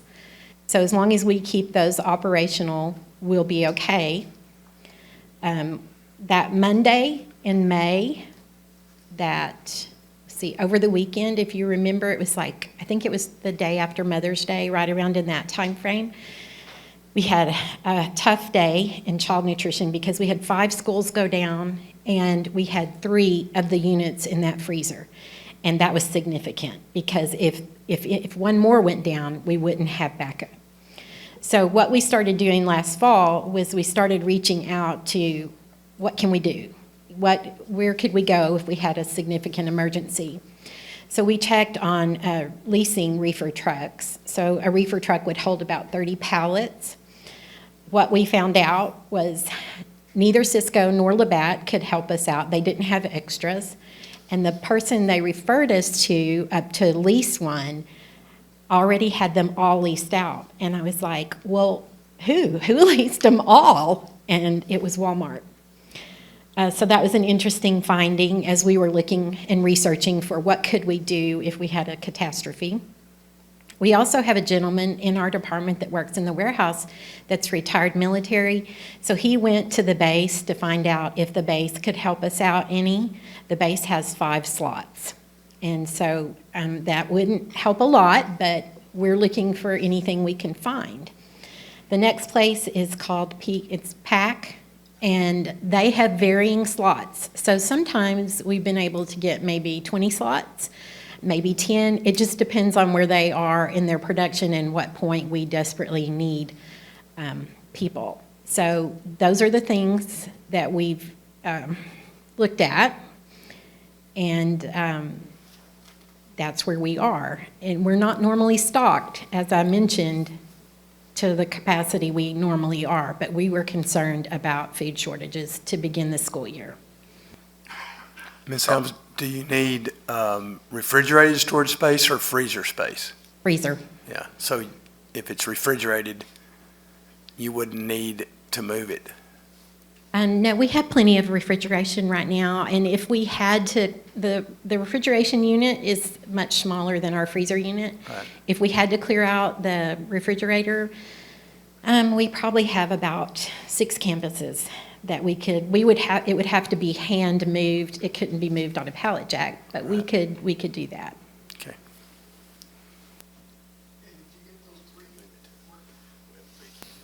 Did those 3 units get worked on?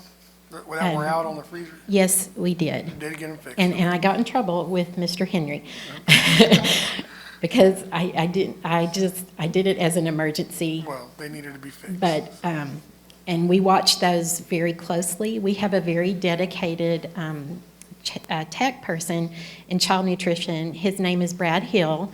His wife is a teacher at Bonham. And when he's worried about a unit, he comes on the weekends, he comes at night, he will text me, he'll check temperatures. He is very dedicated to maintaining that inventory. So did that answer your question? If there's no other comment, the reason I wanted you to stay, as you mentioned to us, doesn't have to do with exactly what this agenda item on, but while you're up there, about our summer lunch program, and how long does that last? The last day is July 1st. All right. So for a couple of more weeks, then we Correct. still have our summer lunch program. And for those that are going to be watching on television, what are the locations for the summer lunch program, and which campuses are we certainly needing more students if possible? We would love to see more students at Lone Star. We had quite a few students on Friday. It was down today a little bit, but we would love to have more kids stop by Lone Star and join us in the dining room. It's not grab and go. We would also love to have any families or students join us at Bradford. We have plenty of room and plenty of food. Is this free lunch? Yes, sir. All right. No charge to anyone age 1 to 18. Okay, and that is for Bradford and Lone Star. And what other campuses are you serving that may already have pretty good attendance? Bradford has good attendance, but we always have room for more. We're also partnered with Boys and Girls Club on the north side and the south side, and the students that attend the rec also walk over and eat at Boys and Girls Club. Okay. Well, thank you for that, and thank you for staying. Thank you for coming back. All right. Now, we still haven't voted. Okay? So, we're back to approving the bid for the... Do I get to shake hands? Yeah, I told her to come back, and then for that, you can leave now. Okay. I'd forgotten that we hadn't voted, so I just wanted to make sure that you didn't leave totally. So, all right, I think we're ready to call for a vote. All in favor say aye. All opposed say no. The motion passes. Thank you. All right, Mr. Henry, again, something we discussed last week, but we thought it was information that some of our stakeholders needed to hear about, and that has to do with bid number 22-008, student accident insurance. The district currently purchases both UIL and athletic insurance for all the students involved in UIL-sponsored activities and catastrophic student insurance as well. The awarded vendor will also offer voluntary coverage to all students as well. The district received 4 proposals for UIL insurance, catastrophic insurance, and voluntary accident insurance. The brokerage store, who's also the incumbent, offered the most advantageous plan to the district. They not only were the lowest price, but also received the highest score. At this time, I'm going to go ahead and turn it over to Jeff Johnson from the brokerage store. He's our expert on this, and he'll be able to answer any questions you have.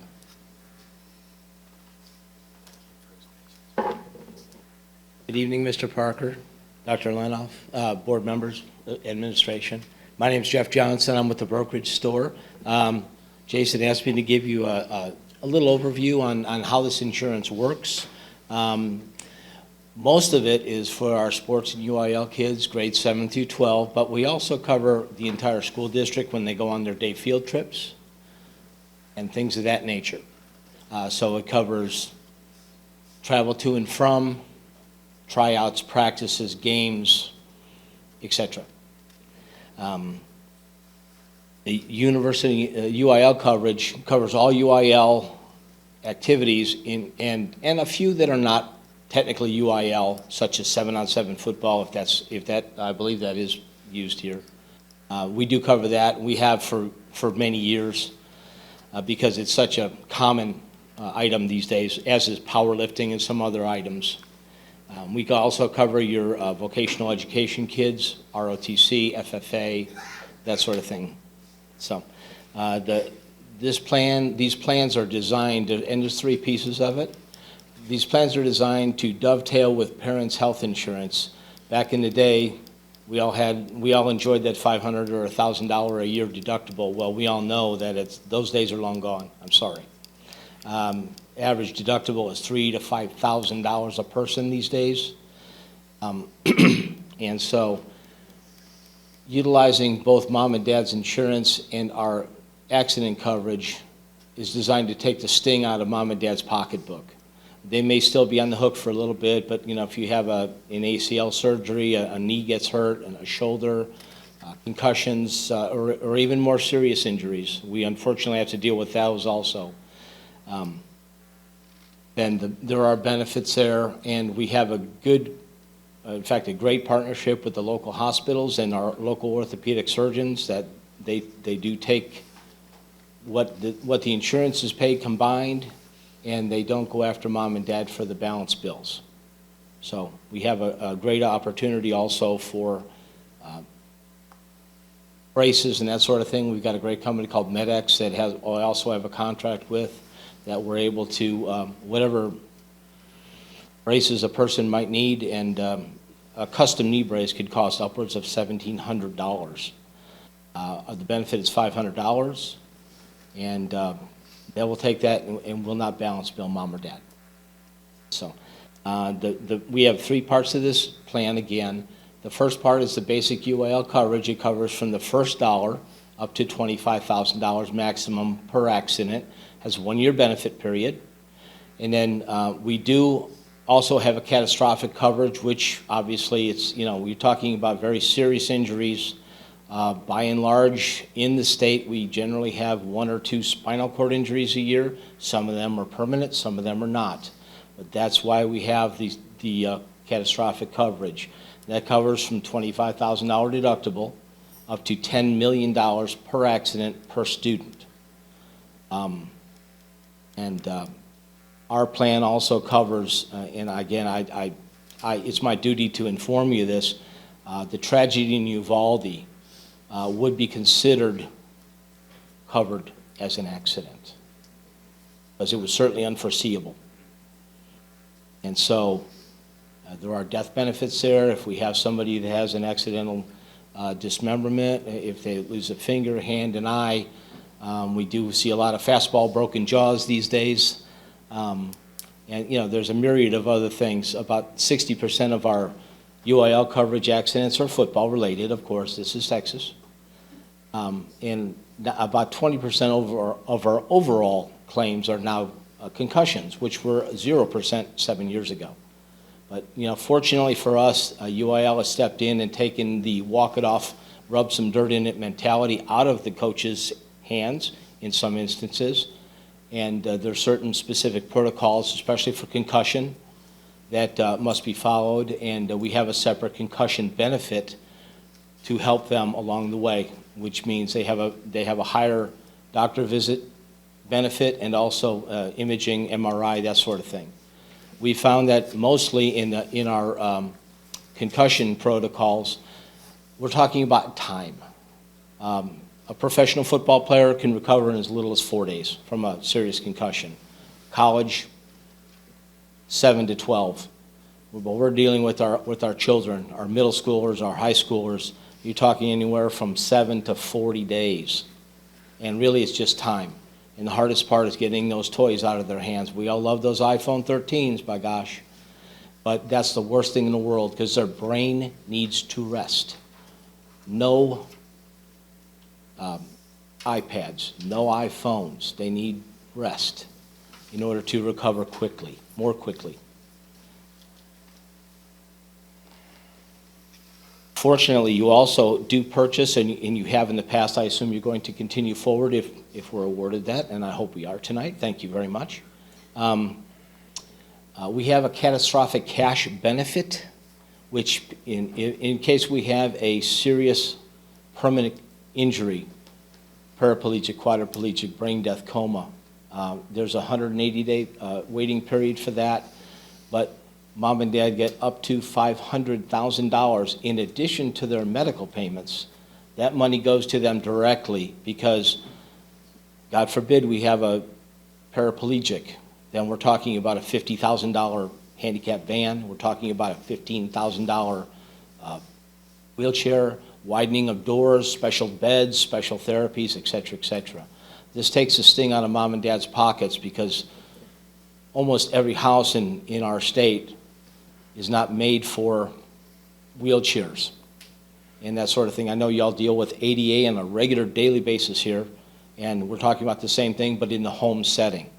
Therefore, this takes the sting out of mom and dad. They get a $100,000 check after 180 days, and then they get $40,000 a year for 10 years. Plus the medical expenses are paid at 100% usual and customary. So that means that they don't have to worry about anything for at least 10 years. Lastly is our voluntary coverage. We would love to have more of a participation from the district.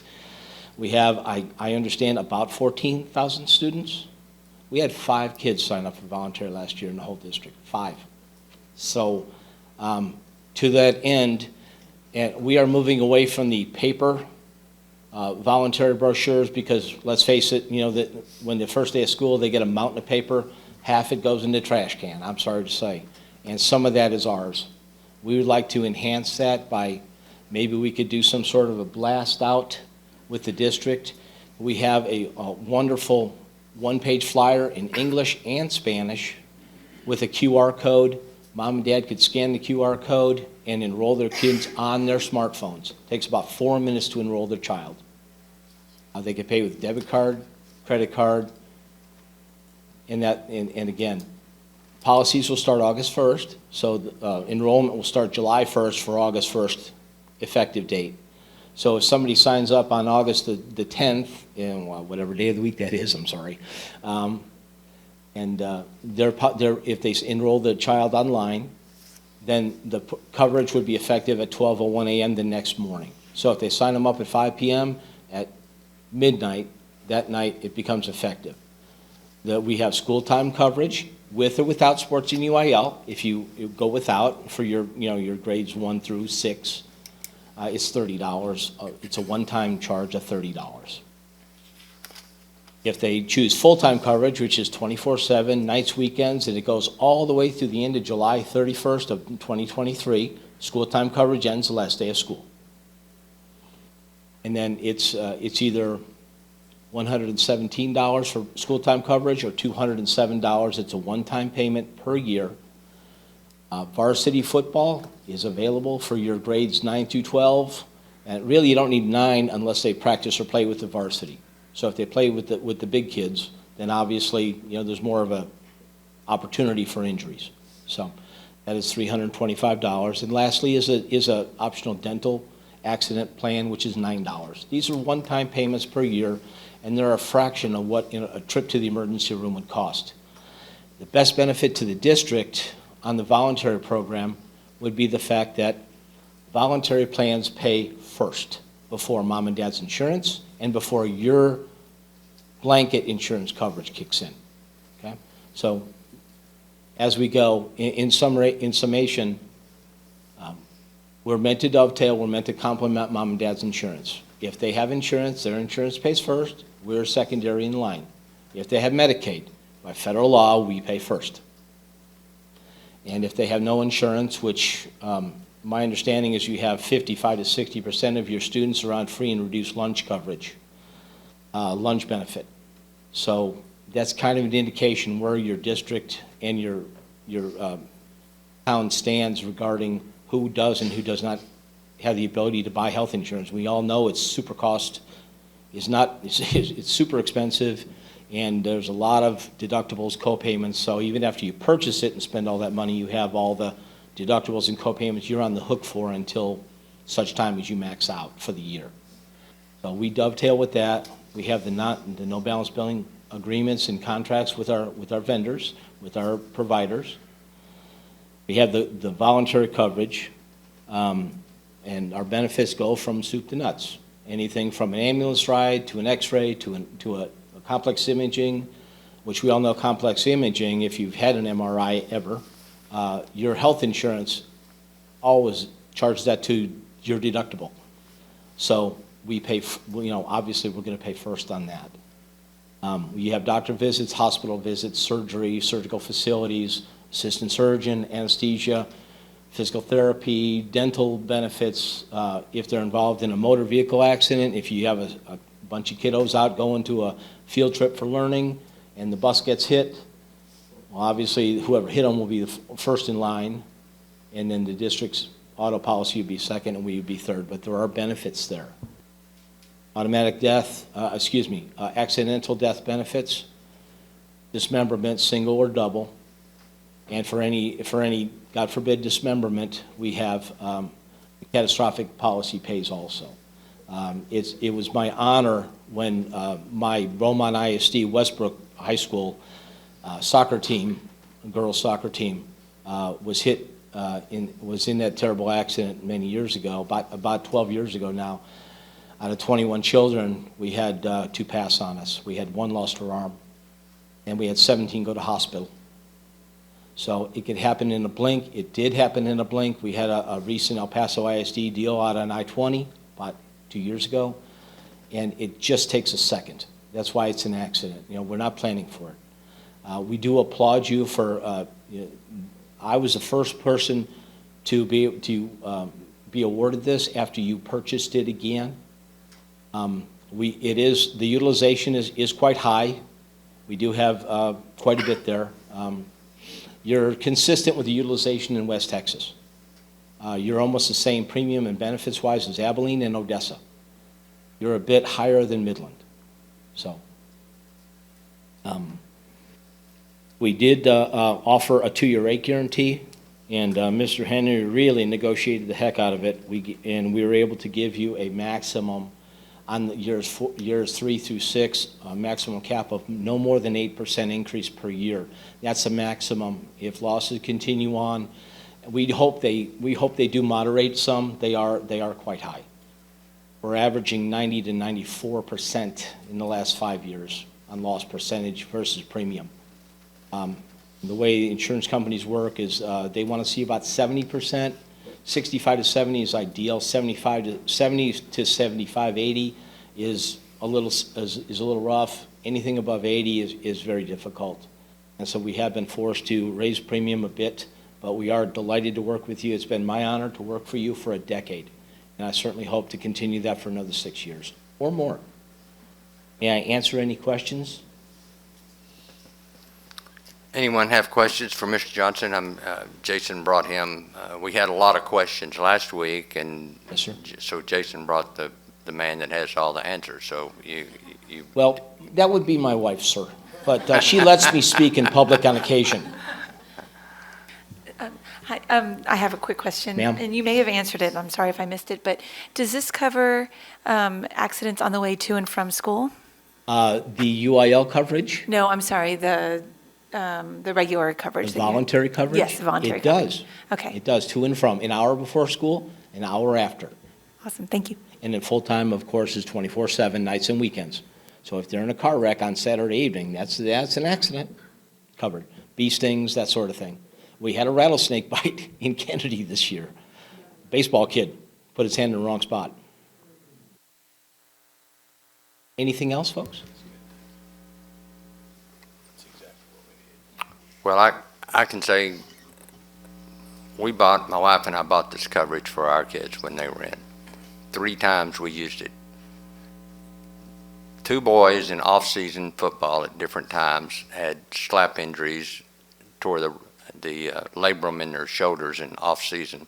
And my daughter, who's a gymnast, never got hurt in gymnastics, but in cheerleading, also tore a labrum. 3 labrums that we had. I didn't even know what a labrum was before it happened. But But the coverage did help tremendously with deductibles, co-pays, just like you said. So it's, I think, for the price, it's a bargain. So I would encourage more parents to look at the voluntary student accident insurance. I can't believe we only had the few numbers that you mentioned. So hopefully we can get the word out. All right. We don't have any other. You have something, Dr. Detloff?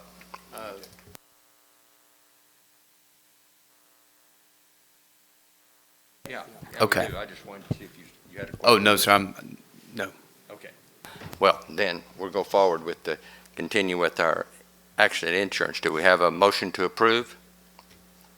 If not, I will make the motion that we approve the administrator's recommendation for purchase of catastrophic student insurance, the athletic UIL student insurance, and voluntary insurance coverage with the brokerage store for the terms of 8/1/2022 to 7/31/2025, with the option to renew 3 additional one-year terms in 2025, 2026, 2026, 2027, and 2027 and 2028.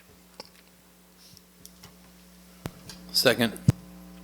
And have a second by Dr. Kingman. Is there any other board discussion? Is there any public comment? If not, all in favor say aye. All opposed say no. Motion passes. Thank you for being here, Mr. Johnson. Thank you. Good evening. Okay. With that, we'll move on, and now we have review board operating procedures and standards. I wanted to say I looked at that, and I thought I could make a few easy changes and we'd be through, and then Becky sent me a whole packet to review from TASB, and so that caused me a little pause as to whether or not we had everything we needed in our board operating procedures and standards. And then I was reading our operating procedures and standards, and that raised some other questions that I think that we need to think about,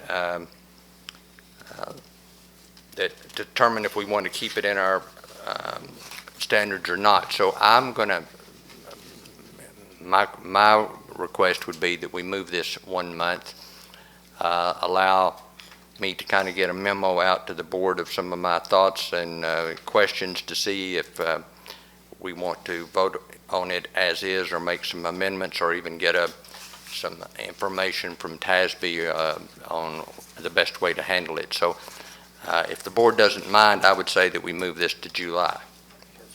Okay, then that's what we'll do. We have these announcements, and then we're going to go into closed session for just 1 second. But the announcements are, we have our meeting, pre-agenda workshop meeting on July 11th, and our regular board meeting on July 18th. And with that said, Mr. Gallegos, we're going to go into closed session under Texas Government Code 551.074 personnel. So we'll be back in a minute. All right, we're back from closed session. We didn't take any votes. We didn't take any action.